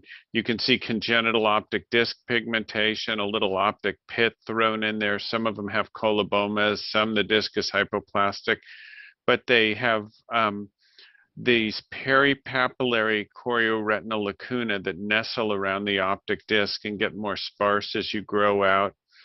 It's only in girls, and it's in girls with infantile spasms. So if you get referred a patient with infantile spasms, there are hundreds of causes, but the two ophthalmic causes are Aicardi in girls, and tuberous sclerosis can cause that. So you look for astrocytic hamartoma. And they have complete agenesis of the corpus callosum, unlike the optic nerve hypoplasias where it's just small. And they have all these intracranial cysts. They have pachygyria, polymicrogyria. And because they have no corpus callosum, if you do an EEG, you get hypsarrhythmia where the two sides are going out of sync with each other. So there's no coordination. And it's only in girls. It has a bad neurodevelopmental prognosis. And a few cases, it's thought to be X-linked lethal. But a few cases have been described with mutations on chromosome 3. And so some have rib abnormalities, some have dysplastic facies. And the seizures are now treatable with vigabatrin and lamotrigine. And so that's one that's just pathognomonic, and they always show on the boards. And so you want to know about that. So I better stop here before somebody hits the gong. Thank you. Thank you so much. I think you would have to stop sharing your screen. I think there's been a world of learning today. Anybody to ask any questions before I make my concluding remarks? Dr. Brodsky, I have a question. Sometimes you see children or adults with optic nerve hypoplasia, and they have no history of neonatal hypoglycemia or frequent hospitalizations or neonatal jaundice. Would you still recommend neuroimaging in these patients who have this optic nerve hypoplasia? Is that recommended? That's a tough call. When I don't, if you have unilateral optic nerve hypoplasia, you can still get all the endocrine problems, but it's just less common. So just because it's unilateral doesn't mean you shouldn't get it. When they don't have it, Mark Borcherdt's group has found that a lot of them have some subtle things and that you probably should go ahead and get it in everyone. I used to predicate it on the MR. I would get MR imaging, and then if they didn't have posterior pituitary ectopia, I wouldn't get it. But now I do tend to get it in everyone because, you know, there's a lot of subliminal stuff going on. And so, so yeah, I do go ahead and get it now. Now, when I don't get it is when they're 5 years old or 8 years old, and you already know kind of how they've turned out, you know, because if they're doing fine at that stage, you know, you probably, you know, don't need to get it, you know, but it's in infancy when you want to, where you can redirect things and replace hormones that it's more helpful, you know. Okay, you had brought up this issue of vigabatrin in infantile spasms. So how do you screen for vigabatrin toxicity in these children who are put on vigabatrin? I mean, are there any recommendations of what to do, ERG or fields? Or? It's always been a futile endeavor. In Canada, you don't have to screen that often. In America, they made us screen every 4 months. And you'd never really see any definite changes, and they were too young to get OCT.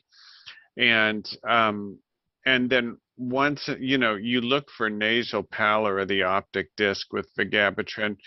But the trouble is, especially in kids like with acardie, even when you think you find some change and you let the neurologist know, often they have poor vision, so they're not visually dependent anyway.